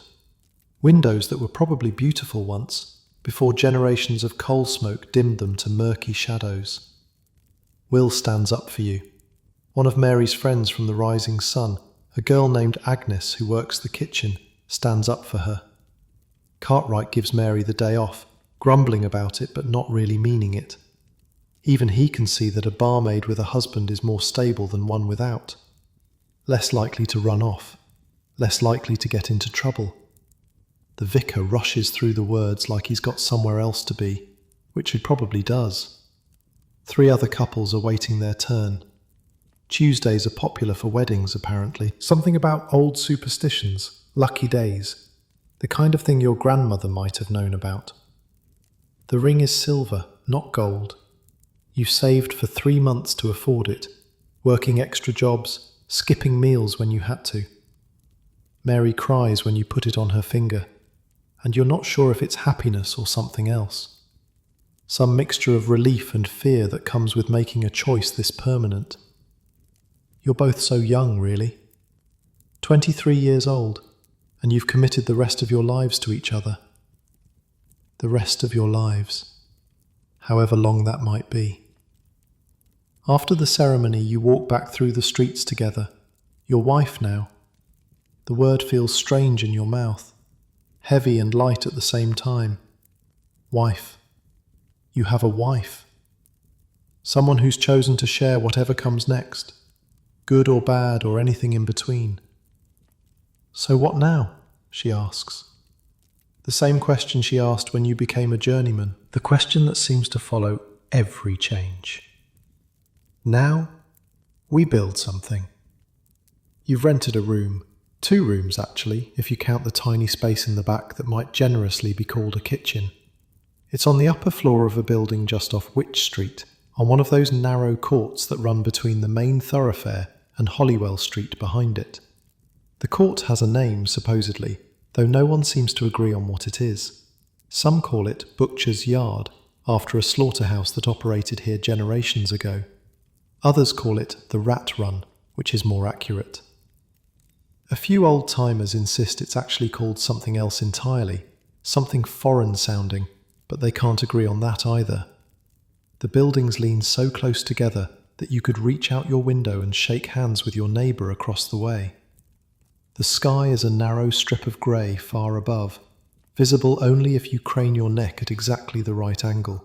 On sunny days, actual sunlight touches the ground for maybe an hour, around noon, if the angle is right and the clouds cooperate. The rest of the time, it's shadows. The walls are timber and plaster, blackened by centuries of London smoke. Some of them still show the marks of the Great Fire, scorch patterns that somehow survived even though the buildings themselves were rebuilt. It's like living inside history, surrounded by the ghosts of everything that came before. It's dark. It's cramped. The smell from the cesspit in the courtyard below rises up through the floorboards on warm days, a rich stench of human waste mixed with whatever the neighbours have thrown out. The drainage is terrible. After a good rain, the whole courtyard floods, and you have to pick your way through inches of filthy water just to reach the street. The neighbours include a drunk who sings at 3 a.m, old ballads about sailors and lost love that would be touching if they weren't so loud, a prostitute who entertains clients at all hours, her laughter carrying through the thin walls. A family of 8 crammed into a space smaller than your 2 rooms combined. Children everywhere, always hungry, always underfoot. It's yours.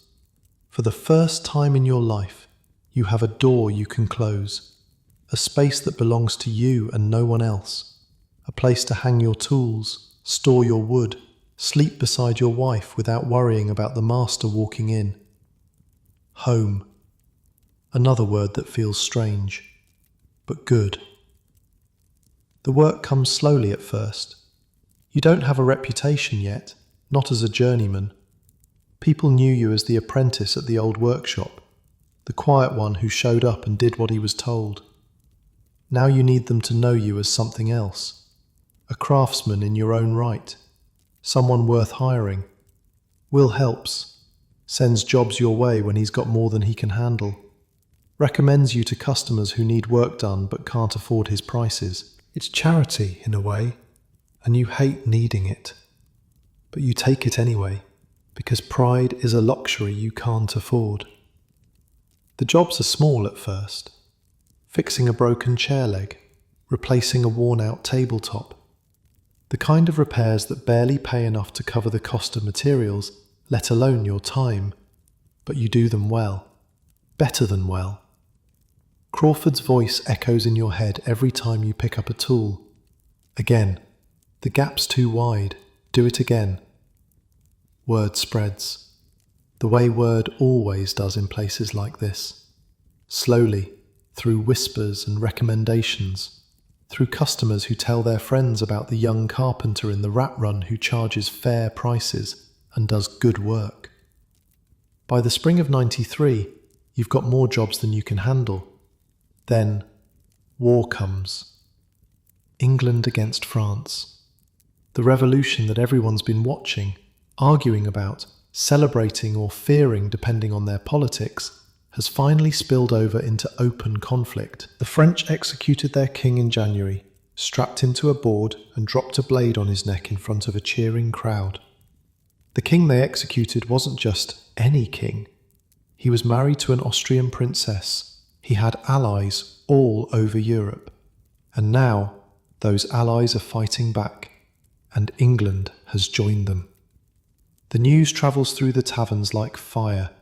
At the Rising Sun, men argue about whether it's right or wrong, necessary or foolish. The war will be over by Christmas, some say. Others shake their heads and talk about the last wars with France, how they dragged on for years, how they bankrupted the country and killed a generation. Nobody knows what's coming, but everybody feels it coming anyway. The war changes everything. Trade slows. Ships that used to carry goods back and forth across the channel now carry soldiers and cannons instead. Merchant vessels stay in port, afraid of French privateers, afraid of being pressed into naval service.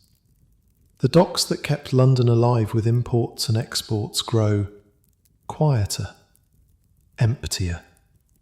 Men who made their living loading and unloading cargo find themselves without work. Prices rise for everything, especially wood.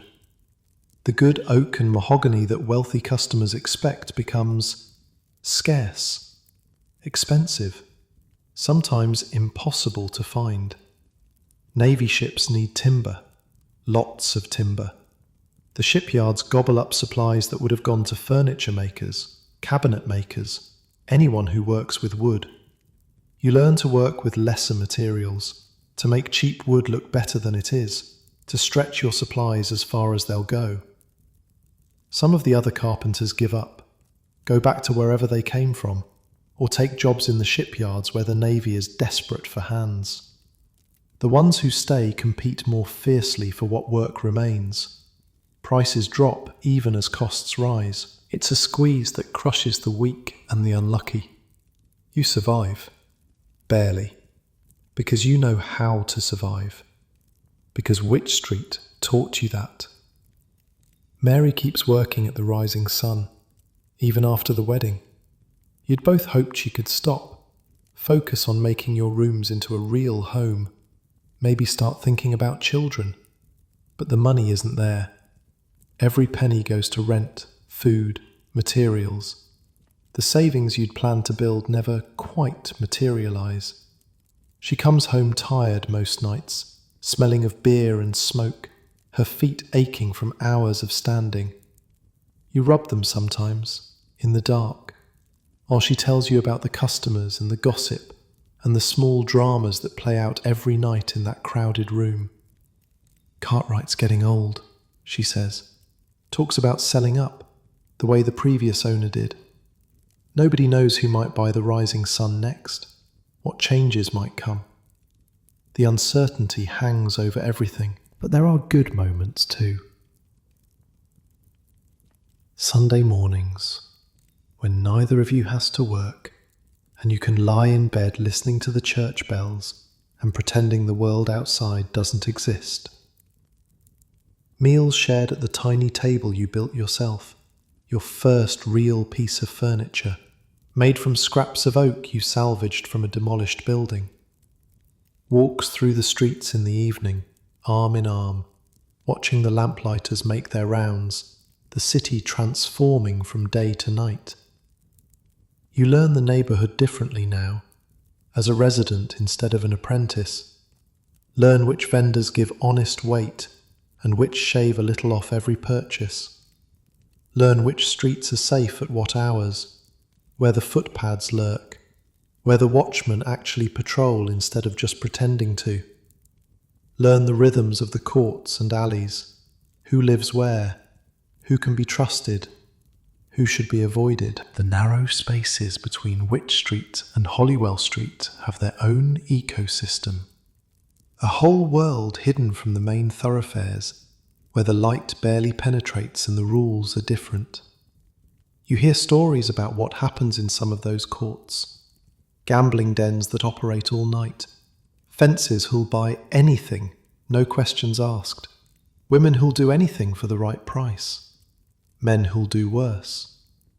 A historian might call it degraded, degenerated, infamous even. You call it home. One evening, walking back from a job, you pass the old site of Lions Inn. There's a theatre there now. The Globe, they call it, though it's got nothing to do with Shakespeare's original except the name. The first Globe burned down almost 200 years ago, during a performance of Henry VIII, when a cannon misfired and set the thatch roof ablaze. The second was torn down by Puritans who thought theatre was sinful. This is the third theatre to bear that title, built on the bones of the old Inn of Chancery, where lawyers used to live and learn their trade. The lawyers are long gone. The building where Thomas More once studied is dust. In its place, entertainment for the masses, plays and spectacles, and whatever else will fill seats and empty pockets. The crowds that gather outside are a mixed lot, wealthy gentlemen in fine coats rubbing shoulders with apprentices and shopkeepers, and women of uncertain reputation. You remember Will telling you about this, years ago, how the Inns of Chancery used to be grand institutions, training grounds for men who would argue cases before the king's own courts, how they fell into disrepair over the centuries, attracted gamblers and swindlers and men about town who had nothing better to do. How one historian wrote that the whole area between Wych Street and Holywell Street had witnessed scenes of the most disgraceful and infamous character. Disgraceful, infamous. Strong words for a place you call home. Lions Inn was demolished to make way for the Globe. The new inn, where More studied, still stands, but barely. The whole system that trained England's lawyers for centuries is crumbling, piece by piece, replaced by taverns and theatres and whatever else the modern age demands. Progress, some would call it. You're not sure what to call it. But you feel something watching the crowd stream into the Globe for the evening's performance. Something like sadness, maybe. Or just the awareness that nothing lasts. Not the lawyers, not the inns, not even this theatre, probably, which will stand until someone decides to tear it down and build something else. The only constant is change and survival. Mary tells you she's pregnant in the winter of '94. You're sitting by the fire, such as it is, a small coal brazier that costs too much to feed and gives off too little heat. She's mending a shirt, squinting in the dim light, and she says it casually, like she's commenting on the weather. I think I'm going to have a baby. The needle stops. She looks up at you, waiting. You don't know what to feel. Joy? Fear? Both, probably, tangled together so tightly you can't separate them. A child. Your child. A new life in this old, tired, dirty city. Are you sure? Pretty sure. The signs are all there. You've seen women die in childbirth, seen them bleed out in hours, screaming until they couldn't scream anymore. Seen children die in infancy, carried off by fevers and fluxes before they could even walk, before they had names that anyone would remember. Seen families destroyed by the simple act of trying to bring new life into the world. It happens all the time in places like this. Part of life. Part of the price you pay for living at all. But you've also seen the other side. Children who survive, who grow strong, who carry on their parents' names and trades and dreams. We'll manage, you say, because what else can you say? Mary smiles, goes back to her mending. Outside, the wind howls through the narrow court, rattling the windows in their frames.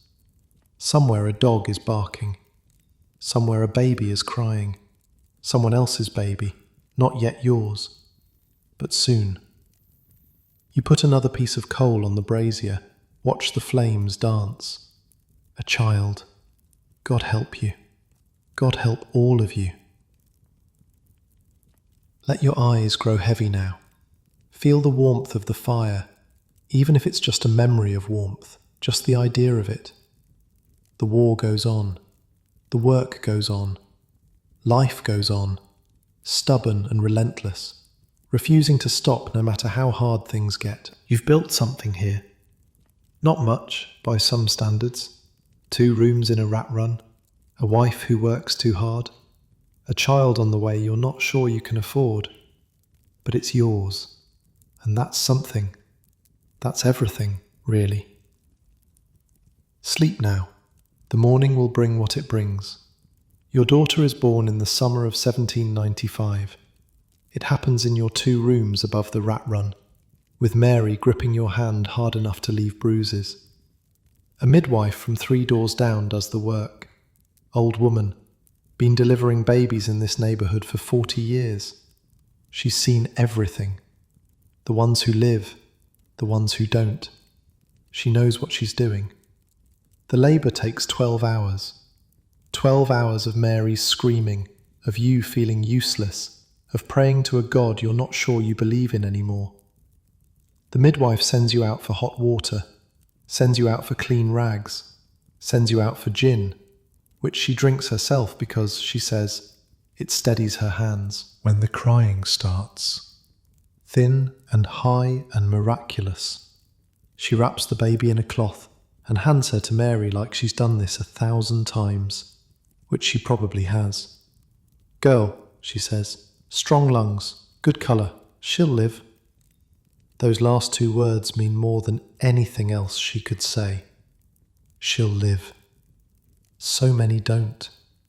You've seen the tiny coffins carried through these streets, seen mothers weeping over bundles barely bigger than loaves of bread, seen fathers drinking themselves into oblivion because the child they hoped for never drew a second breath. But your daughter is breathing, screaming actually, red-faced and furious at being forced into this cold, dirty world.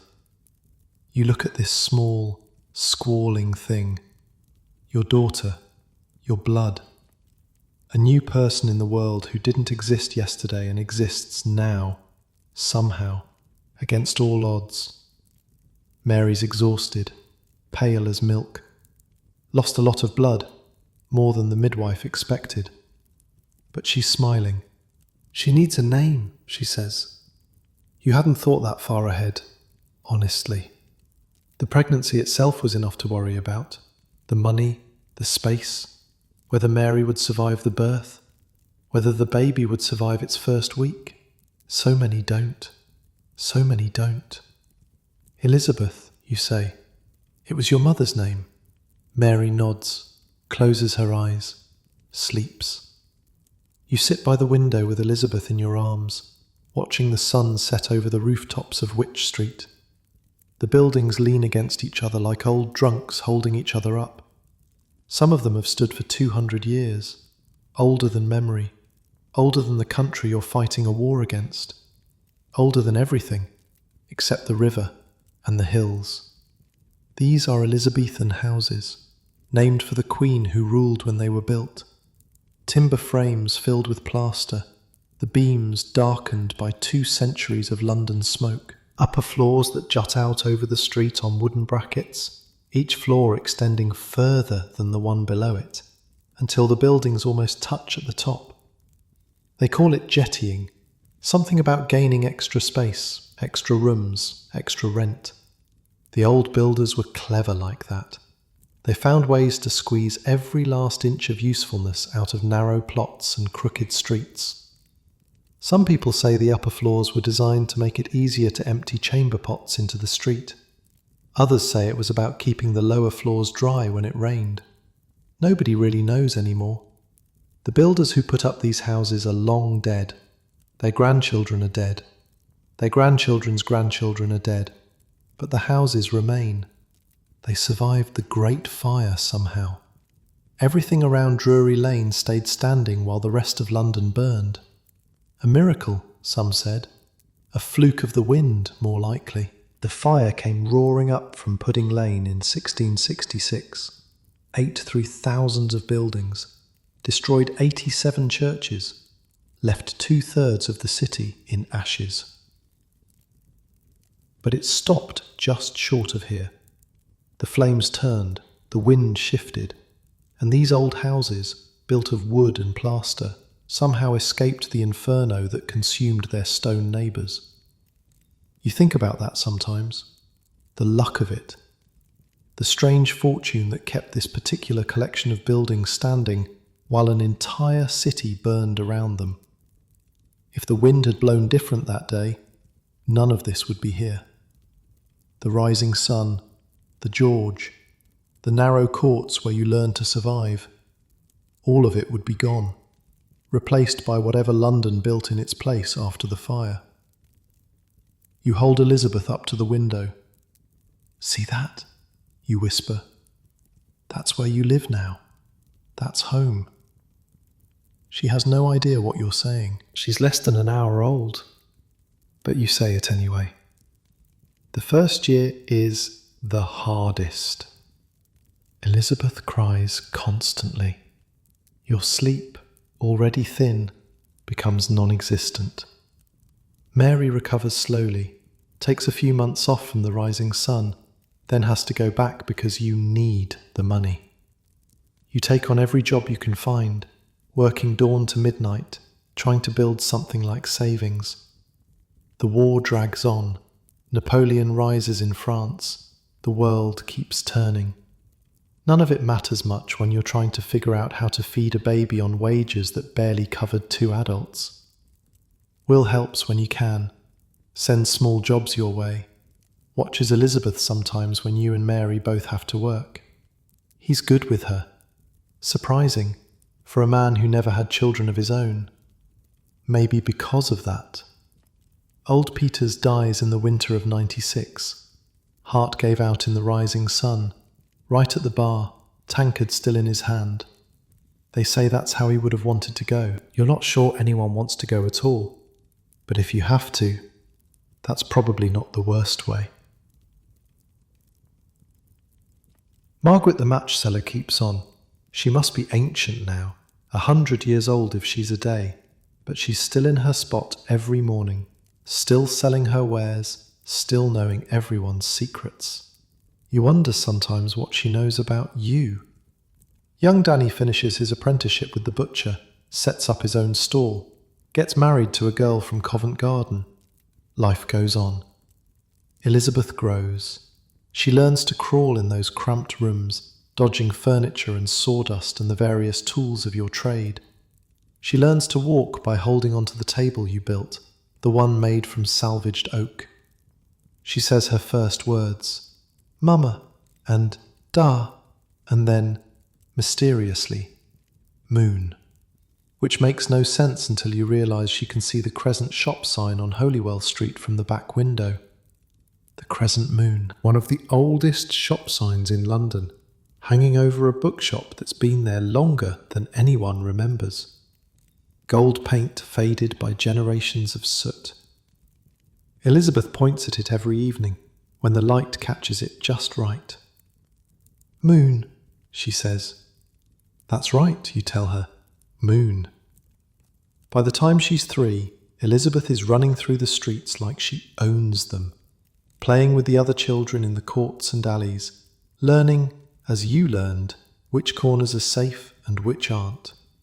Which shopkeepers will slip her a treat and which will chase her away. How to move through the crowd without getting trampled. How to disappear into a doorway when trouble comes walking by. She's a child of Wych Street now. This narrow, dark, dirty, Wonderful place is all she knows. The leaning buildings with their timber frames, the smell of coal smoke and horse dung, and whatever's cooking in the dozens of stalls, the sound of the church bells at St. Clement Danes, marking the hours, the feel of cobblestones under bare feet, worn smooth by centuries of traffic. She doesn't know there's another London, a London of grand houses and clean streets and people who bathe more than once a month, a London where children have nurseries and governesses and rooms of their own. That London exists just a few hundred yards away on the Strand, but it might as well be on the moon for all Elizabeth will never see of it. This is her world, these crooked streets and shadowed alleys, these ancient houses that have sheltered generations of Londoners just like her, this community of survivors and dreamers and schemers who call themselves neighbours. You wouldn't have it any other way. The buildings themselves become familiar, not just as background, but as characters in the story of your life. There's the house on the corner where the drunk sings every night, 3 stories of timber and plaster, listing slightly to the east, held up apparently by nothing but habit. The woman who lives on the top floor keeps pigeons on the roof. You can hear them cooing when the street goes quiet. There's the old pub that used to be something else. Nobody remembers what. Its sign creaks in the wind. Its windows haven't been cleaned since the old king was young. But the beer is cheap and the company is reliable. And sometimes that's all you need. There's the shop where they sell the books you're not supposed to look at. You've never gone in, never needed to. But you know what happens behind that door. The mixing of sedition and smut. The revolutionary pamphlets hidden behind illustrated covers. The shopkeeper nods when you pass. You nod back. That's the extent of your interaction. And there's your building. 4 stories of questionable construction, housing maybe 20 people across various rooms and partitions. The cesspit in the courtyard below. The narrow staircase that groans with every step. The window where you can see the crescent moon sign if you lean out just right. This is architecture that survives not because it's well built, but because nobody's gotten around to tearing it down yet. Architecture that's been patched and repaired and subdivided so many times that the original builders wouldn't recognize it. Architecture that was old when your grandparents were born and will probably still be standing when your grandchildren die, unless someone decides to make way for something new. There's beauty in it, if you know where to look. The way the timber frames pattern against the plaster. The way the upper floors create shelter from rain and sun alike. The way the buildings lean together, as if they're sharing secrets. A writer came through here once, years ago, taking notes on everything he saw. Gathering material for a story, he said. You wonder sometimes what he made of it. Whether he found the beauty, or just the squalor. Whether he understood that this place, for all its faults, is home to people who love it. The war ends in 1815. 22 years of fighting, and finally, it's over.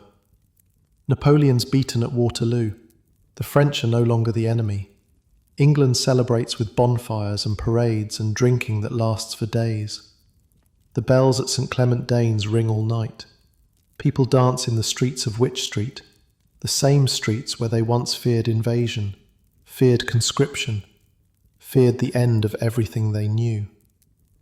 You're 46 now, grey in your hair, ache in your joints when the weather turns cold. Lines in your face that weren't there when you stepped off that coach 32 years ago.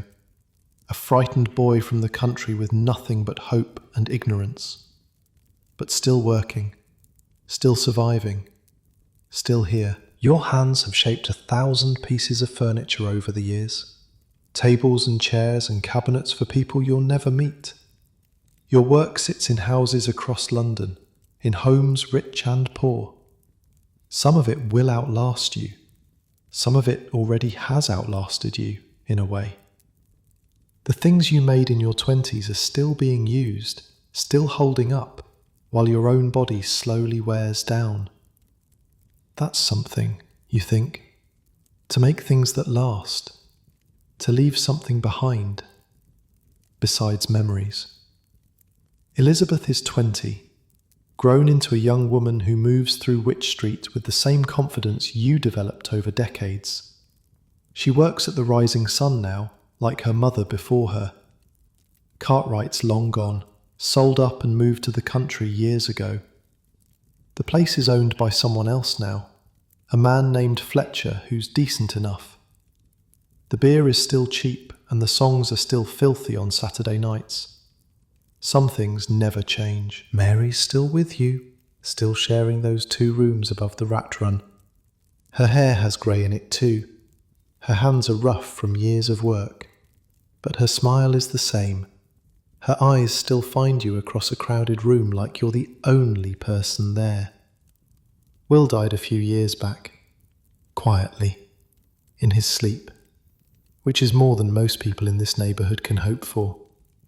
You helped bury him in the churchyard at St. Clement Danes, stood there in the rain, remembering the boy who taught you how to survive this place, wondering if he'd be proud of what you've become. The neighbourhood is changing, you think, or maybe you're just old enough now to notice change happening. There are more buildings going up, more people crowding in. The narrow streets that once felt cosy now feel cramped. The old houses that once felt solid now feel fragile. You hear talk sometimes of improvements, of widening roads, of tearing down the old to make way for the new. Nothing happens yet. The talk remains talk, but you can feel something shifting. The world is moving faster now. Coaches and carriages, steam engines in the factories. Progress, they call it. Progress and improvement and the march of civilization. You're not sure what that means for places like Wych Street, for buildings that have stood for 2 centuries, for communities that have grown up in the shadows of those buildings, for people like you, who've spent their whole lives in these narrow lanes. But that's a worry for another day. Tonight, you're home. Elizabeth brought her young man to dinner, a cooper's apprentice from Drury Lane. Seems decent enough. Nervous around you, which is probably healthy.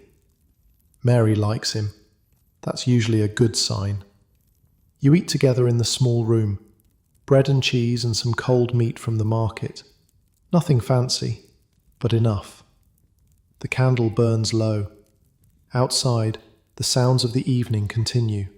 Someone laughing, someone singing, the eternal rhythm of Wych Street at night. After they leave, you and Mary sit by the window, looking out at the rooftops, the leaning buildings, the crescent moon sign catching the last of the light. We did all right, she says. You think about everything that's happened, the fever that nearly killed you, the war that nearly broke you, the child you raised in 2 cramped rooms above a stinking courtyard, the years of work and worry and hope. Yeah, you say, we did all right. Close your eyes now. Feel the familiar weight of all those years, all those memories, all those people you've known and loved and lost. The buildings lean together in the dark, ancient, tired, still standing, like you. Let sleep find you. You've earned another night of rest. You die in the winter of 1842, peacefully, in your sleep, in the same 2 rooms above the rat run where you've lived for 50 years. Mary went 3 winters before. You've been waiting to follow her ever since. Not impatiently, just waiting. The way you wait for spring when winter drags on too long. Elizabeth finds you in the morning, cold, still, a faint smile on your face, as if you were dreaming of something pleasant. Maybe you were dreaming of Mary. Maybe you were dreaming of your first day in London, stepping off that coach into the chaos. Maybe you were dreaming of nothing at all, which is its own kind of peace. She cries, of course, but not too much. Not the way she would have cried 20 years ago. You are 73 years old, which is ancient by the standards of this neighbourhood. You outlived your master, outlived Will, outlived most of the people you knew when you first arrived as a frightened boy from the country. You outlived the world you were born into. They bury you at St. Clement Danes, next to Mary. The vicar says some words. Elizabeth and her husband and their children stand in the rain. A few old neighbours who remember you, though not many. The bells toll, as they've tolled for centuries, as they'll toll for decades more until the bombs of another war silence them. But that's a story for someone else to tell. Your story ends here, in a churchyard, in the rain, in the heart of the neighbourhood you learned to love. Sleep now. You've earned it. The years pass. Elizabeth grows old in the same rooms where you raised her. Her children grow up. Her grandchildren are born. The world changes around them in ways you couldn't have imagined. The railroad comes to London in the 1830s and 40s. Great iron tracks cutting through neighbourhoods, displacing thousands, reshaping the city. The stations rise like cathedrals of steam and steel. Euston, King's Cross, Paddington. People can travel in hours what used to take days. Wych Street watches all this from a distance. The trains don't come here. The narrow lanes and ancient buildings aren't suited for progress on that scale. But the world is speeding up, and Wych Street is standing still. Queen Victoria takes the throne in 1837, a young woman, barely 18, inheriting an empire that spans the globe. Her reign will last 63 years, long enough to give her name to an entire age. The Victorian age brings changes that nobody could have predicted. Gas lamps replace candles and oil. The streets get brighter at night, though not much safer. The Metropolitan Police, established in 1829, patrol in their dark blue uniforms, trying to impose order on the chaos. The old watch, drunk and corrupt as they were, fade into memory. The population explodes. When you arrived in 1783, London held maybe 700,000 souls. By the middle of the Victorian era, it's approaching 3 million. By the end, over 6 million. The largest city the world has ever seen. More people than ancient Rome at its height. More people than any city has ever held before. All those people need somewhere to live, need streets to walk on, need room to breathe, need sewers that work and water that's clean and air that doesn't kill them slowly with every breath. Wych Street has none of these things to offer. The old Elizabethan houses, the ones that survived the Great Fire, are showing their age now. 300 years of settling and shifting, 300 years of repairs piled on repairs. The timber frames are rotten in places, eaten through by beetles and damp. The plaster is crumbling, falling in chunks onto the street below. The foundations, never solid to begin with, are sinking into London's clay. The upper floors still jut out over the street, blocking the light. But what once seemed charming now seems oppressive. The narrow lanes that once felt cosy now feel cramped. The darkness that once provided cover now just hides the filth. A contemporary account describes the area as having narrow, dark, and irregular alleyways encumbered with low projecting eaves and arched doorways. Good for ambush, good for hiding, bad for everything else. Reformers start asking questions. Why do people live like this? Why are the streets so narrow? Why is there no drainage, no clean water, no air that doesn't stink of cesspits and coal smoke? The answers are complicated, rooted in centuries of neglect and poverty, but the solutions, to the Victorian mind, are simple. Tear it down. Build something better.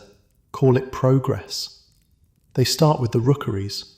St Giles goes first, carved up by New Oxford Street in 1847.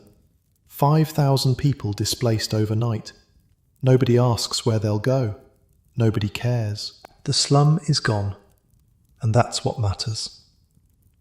Wych Street watches, waits. The same conversations that doomed St Giles are starting to circle around these streets too. Elizabeth dies in 1871, 76 years old. Her granddaughter, also named Elizabeth, inherits the rooms above the rat run. Fourth generation to call this place home. The younger Elizabeth is different from her grandmother. She can read and write. She's seen things the older generation couldn't imagine. Photography, telegraphs. The Underground Railway opened in 1863, running trains beneath the streets of London. The world is changing faster than anyone can keep up with. One day in 1876, a man comes to Wych Street with a camera. Not just any camera, a large wooden box on a tripod, requiring plates of glass coated with chemicals, requiring the subject to hold perfectly still while the image burns itself onto the plate. Photography is still a complicated business, more art than science. The exposure takes several seconds. Any movement blurs the image into ghosts.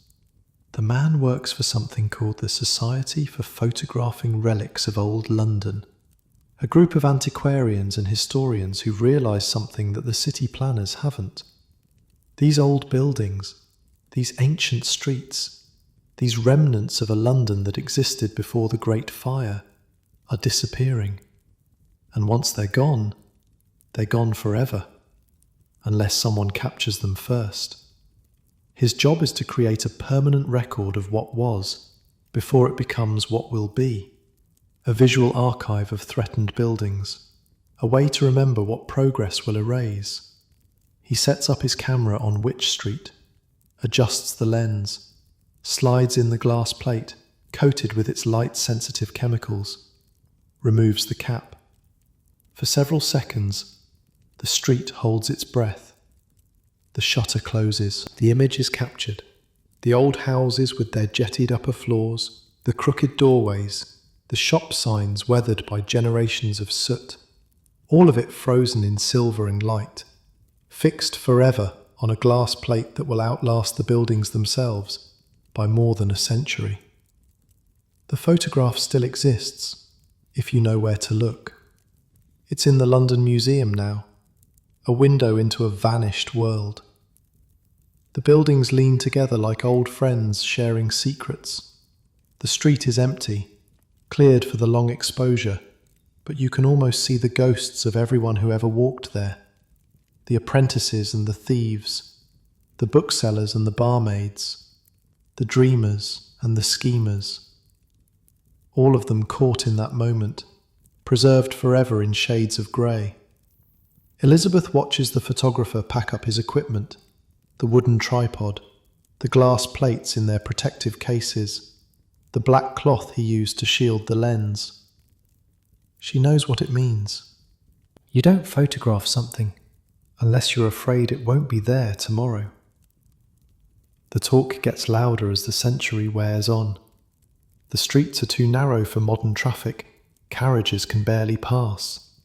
The buildings are too old, too decrepit, too dangerous. The courts and alleys are breeding grounds for disease. Cholera swept through London in 1854, killing thousands. The Great Stink of 1858 made the Thames so foul that Parliament couldn't meet. Something has to be done. The London County Council, created in 1889, starts making plans. Grand plans. Modern plans. Wide boulevards like Paris. Grand buildings of Portland stone and red brick. A new street called Kingsway, driving straight through the heart of the old neighbourhood. Another called Aldwych, curving around where Wych Street used to be. The old streets are in the way. They'll have to go. Elizabeth's granddaughter, the third Elizabeth, reads about the plans in the newspaper, compulsory purchase orders, demolition schedules, relocation notices. The language is dry and bureaucratic, but the meaning is clear. They're going to tear it down. All of it. Every house, every shop, every tavern that stood here since the old queen with the red hair sat on the throne. Gone, as if it never existed.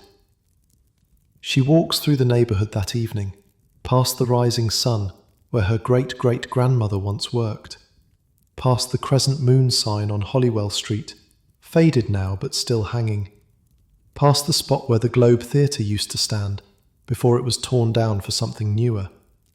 The buildings lean together in the gathering dark, 300 years old and still standing, survivors of the great fire that destroyed everything around them, survivors of plague and poverty and progress, but not survivors of this. There's something called a listed building now, a way to protect places of historical importance from demolition, but it's too new, too weak, too late.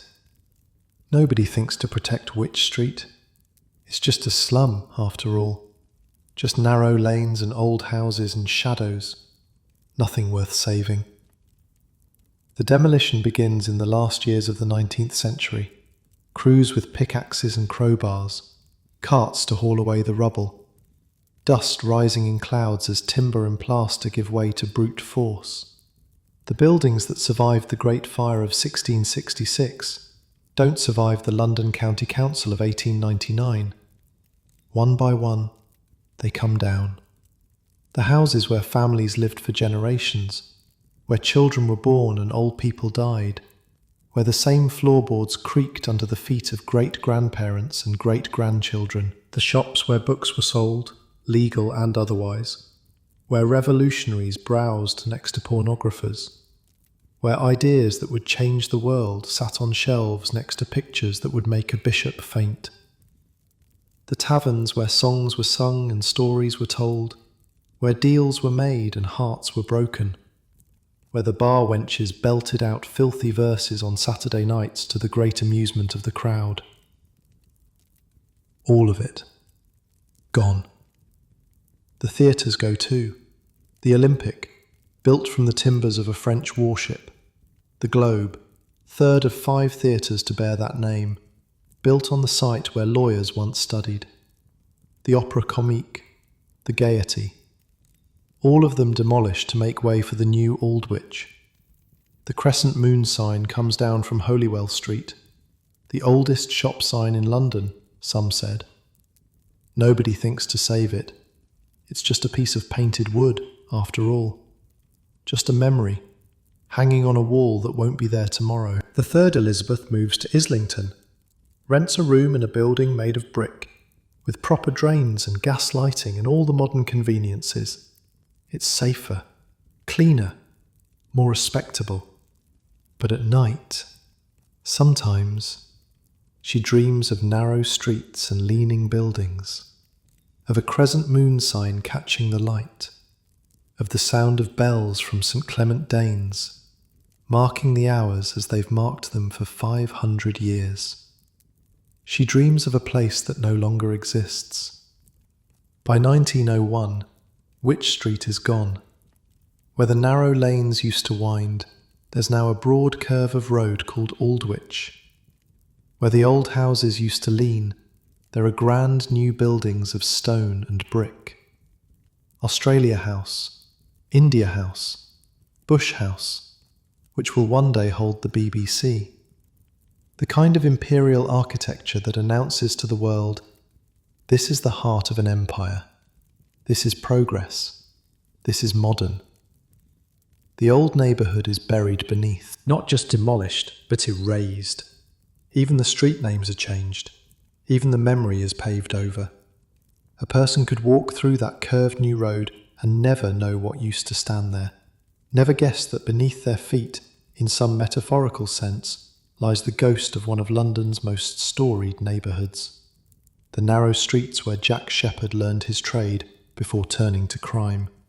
The bookshops where sedition and smut were sold side by side, revolution hiding behind pornography.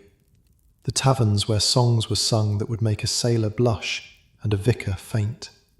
The coffee houses where men like Samuel Johnson held court and conmen like Henry Perfect found their marks. The music shop where a young German immigrant named Astor sold flutes before sailing to America to become its first multimillionaire. All of it gone. Replaced by stone and steel and progress. Replaced by the grand curve of Aldwych, which ironically takes its name from the old neighbourhood it destroyed. Aldwych. Aldwych. Aldwych Street. The new road named for the old road it erased. But maybe not entirely gone. The photographs survive. The old maps survive. The stories survive, passed down through generations, written in books and archives and memories. The neighbourhood is gone, but the idea of it persists. The knowledge that once, in this exact spot, people lived and loved and struggled and survived. People who were no different from you. People who wanted the same things you want. A home, a family, a life that means something. That's something, isn't it? You arrived in 1783, a frightened boy from the country, stepping off a coach into the chaos of London. You learned to survive in streets so narrow the sun barely reached the ground. You learned to recognise the footpaths and avoid the cesspits and find your way through fog so thick you could taste it. You fell in love, raised a daughter, built furniture that probably outlasted you, sitting in houses across London, holding up the lives of people who never knew your name. And when you died, you were home. The buildings are gone now. The streets are gone. Even the church where you're buried was bombed in the next war and rebuilt, different from before. Even the stones that marked your grave are lost somewhere in the rubble of history. But you were here. You lived. You mattered. And somewhere, in the photographs and the stories and the dreams of people who never knew you, you still do. Close your eyes now. Let the images fade. The leaning buildings, the narrow streets, the crescent moon sign. Let them sink into the darkness, where dreams live. You've walked through history tonight, through a vanished world, through streets that existed for 3 centuries and then disappeared in the space of a few years. Sleep now. Dream of narrow streets and ancient buildings. Dream of a London that was. If you went to London tomorrow, if you flew across the ocean or took a train through the tunnel, or however people travel these days, if you walked down the Strand from Trafalgar Square, past the grand hotels and the theatres, and the shops selling things you don't need at prices you can't afford. If you turned left at St Clement Danes, that old church with the bells that still ring out the hours, and looked at the curved road sweeping around to your right, you'd see Aldwych. It's a strange shape on a map, almost like a letter D bulging out from the straight line of the Strand. Some people call it the crescent, others just call it the curve. Whatever you call it, it's distinctive, the kind of road that makes you think someone planned it that way for a reason. And they did. They planned it to replace something else, something older, something that had been there for 300 years, before the planners decided it was in the way. The grand buildings lining the curve look like they've been there forever. Portland stone and red brick, columns and cornices. The kind of architecture that announces importance. Australia House, with its bronze statues and its grand facade, houses the Australian High Commission. India House does the same for India. Bush House, that massive stone block in the middle, used to be the headquarters of the BBC World Service.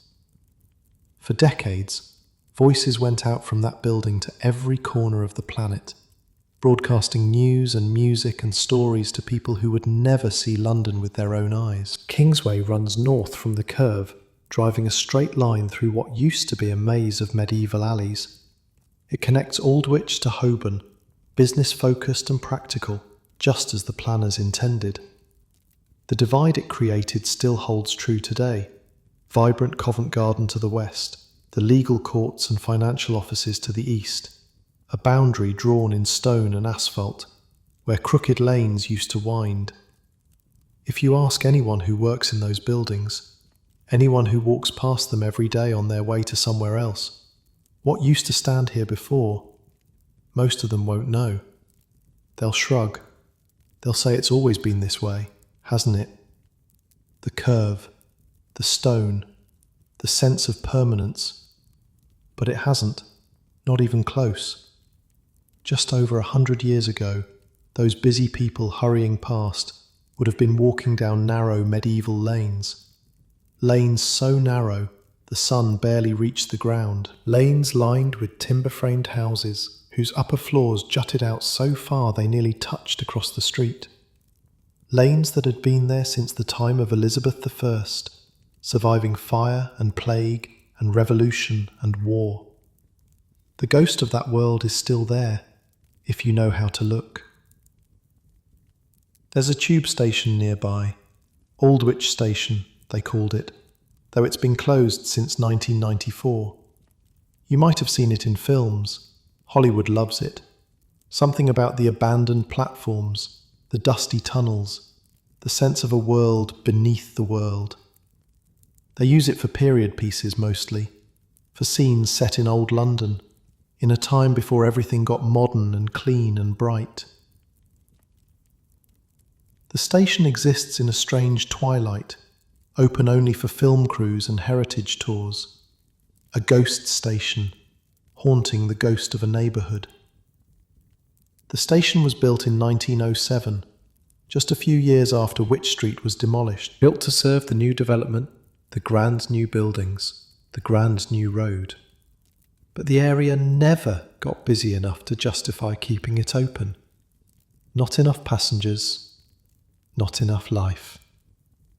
The commuters who might have filled those platforms, the workers and shopkeepers and ordinary people, they'd already been displaced, moved on to other neighbourhoods, other lives. There's a metaphor in there somewhere, a tube station built on the grave of a neighbourhood, closing down because nobody comes, because the life that made this place special was already gone before the station opened. But that's probably reading too much into it. Charles Dickens knew these streets. Not our protagonist's story, obviously. Dickens was born in 1812, 30 years after our frightened apprentice arrived. But Dickens walked these lanes, worked nearby as a young man, in a blacking factory by the Thames, pasting labels onto bottles while his father sat in debtor's prison.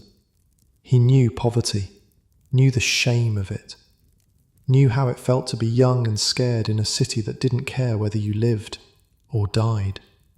He came back later, as a writer, gathering material for the stories that would make him famous. Walked through St. Giles and worse slums, guided by police inspectors who carried lanterns into the darkest rookeries. Took notes, asked questions, remembered.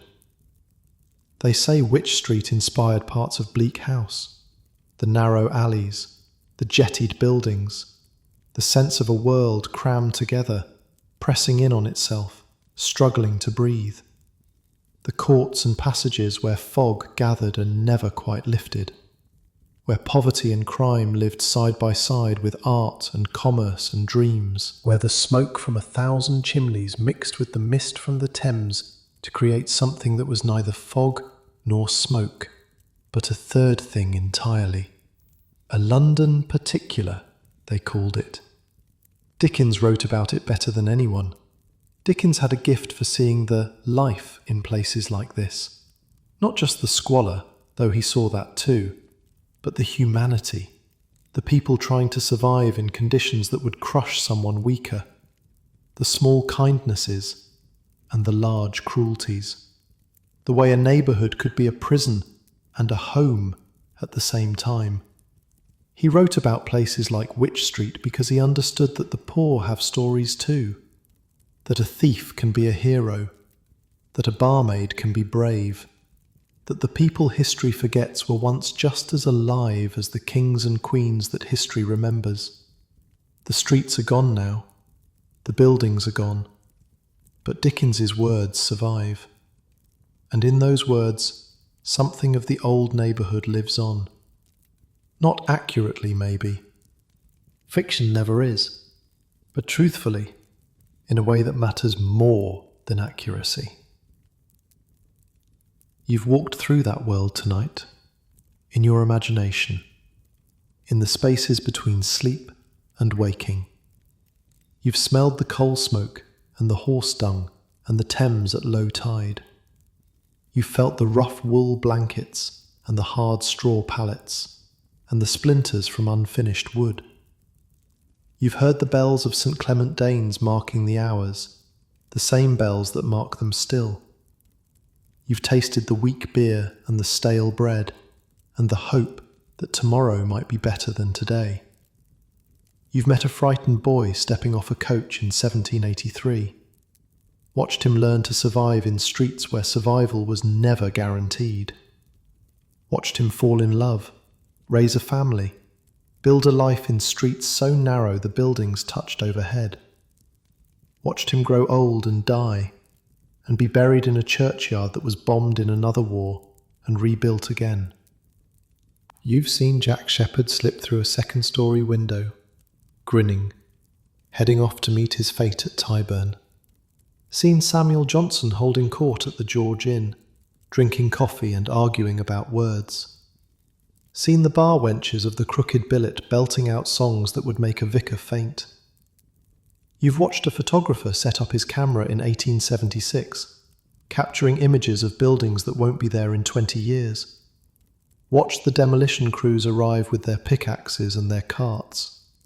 Watched the dust rise as 3 centuries of history came crashing down. All of it. Every moment. Every life. Every story.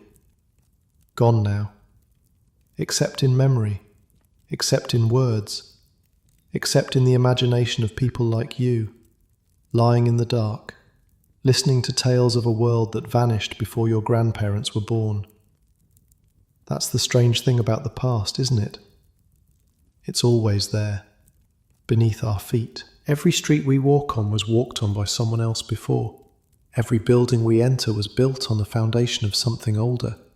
Every city is a palimpsest, layers upon layers of human lives, scraped away and written over again and again. Wych Street is gone, but the ground is still there. The same clay that held the foundations of those old timber houses now holds the foundations of Australia House. The same earth that absorbed the blood of executions and the tears of lovers and the sweat of workers absorbs the footsteps of tourists and office workers and people hurrying to catch a bus. The people who walk there today don't know, don't think about it. Why would they? They have their own lives, their own worries, their own stories to live. They don't have time to wonder about the ghosts beneath their feet. But the ghosts are there, always there. The frightened apprentice, and the celebrity thief, and the barmaid who dreamed of something better. The master carpenter who taught his trade and died of fever. The children who played in the courts and alleys, some of whom grew up and some of whom didn't.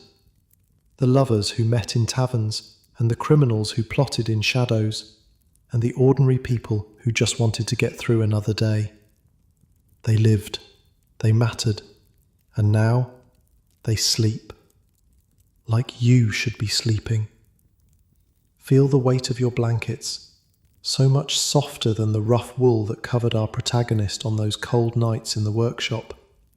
Feel the mattress beneath you, so much kinder than a pallet of straw in a corner.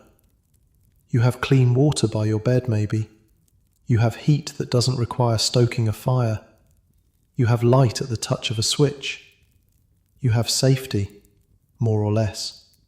Comfort, more or less. A life that people in 1783 couldn't have imagined. They struggled so you could rest. Not you specifically, maybe, but people like them. Generations of people who worked and suffered and survived, building the world that you inherited, laying the foundations, even as those foundations were demolished and replaced and built over again. You owe them something. Not much, just a moment of remembrance, just an acknowledgement that they were here, that they lived, that their lives, however brief, however hard, however forgotten, mattered. You've given them that tonight, by listening, by imagining, by letting their stories into your dreams. That's enough. That's more than most people do. Now, let go. Let the images fade. The leaning buildings and the narrow streets, the crescent moon sign and the rising sun tavern, the fog and the filth and the fear and the hope. Let it all sink into the darkness where dreams live and memories rest. Wych Street has been gone for more than a century. The people who lived there are gone even longer, but stories have a strange kind of permanence. They survive when buildings fall. They outlast empires. They travel across oceans and down through generations, changing shape but never quite disappearing. Somewhere, right now, someone else is lying in the dark, thinking about the past, about the lives that came before, about the streets that were demolished and the people who were displaced, and the worlds that were lost in the name of progress. Maybe they're thinking about Wych Street. Maybe they're thinking about some other vanished place. It doesn't matter. What matters is the thinking, the remembering, the refusal to let the dead be entirely forgotten. That's what stories do. That's why we tell them. Not to bring back what's lost, because nothing brings back what's lost, but to honour it, to acknowledge it, to say, you were here. And that means something, even if nobody else remembers. You were here. Our frightened apprentice was here. Mary was here. Elizabeth and her children, and her grandchildren, were here. Jack Shepherd was here, grinning his way to the gallows. Samuel Johnson was here, defining words that we still use today. The bar wenches and the bookshops, and the buildings that lean together like old friends. All of them, here, once. Gone now, like everything, like everyone, like you and me and everyone who's ever lived, but not forgotten, not entirely, not as long as someone tells the story. Sleep now. The bells of St. Clement Danes are ringing somewhere in your dreams. Oranges and lemons, say the bells of St. Clement's. The old nursery rhyme, sung by children who never knew what the words meant, passed down through generations who forgot where it came from. The bells are ringing. The fog is lifting. The sun is rising over a London that doesn't exist anymore. A London that only exists now in photographs and stories, and the dreams of people who never saw it. Let the bells carry you down, into the dark, into the quiet, into the rest you've earned. You've walked through history tonight, through streets that vanished a century ago, through lives that ended long before you were born, through a world that was demolished in the name of progress, and survives now only in memory. That's a gift. The ability to travel through time without leaving your bed. The ability to live 100 lives in a single night. The ability to know, even briefly, what it felt like to be someone else, somewhere else, somewhen else. Hold on to that gift as you fall asleep. Let it warm you. Let it comfort you. Let it remind you that you're part of something bigger than yourself. A chain of lives stretching back through centuries and forward into futures you'll never see. You're connected to them, the frightened apprentice and the celebrity thief and the barmaid who dreamed of better things. Connected by the simple fact of being human, of being alive, of lying in the dark, wondering about the world. They wondered too, on those hard pallets, in those narrow rooms, listening to the sounds of Wych Street at night. They wondered what their lives meant, whether anyone would remember them, whether the world would be better or worse for their having been in it. We can't answer those questions for them, can't tell them that their neighbourhood would be demolished, their descendants scattered, their names forgotten. Can't tell them that 100 years later, someone would lie in the dark and try to imagine their lives. But we can remember. We can honour. We can tell the stories. That's all any of us can do. For the people who came before, for the people who'll come after, for ourselves, while we're here. Sleep now. Dream of narrow streets and ancient buildings. Dream of a London that was, and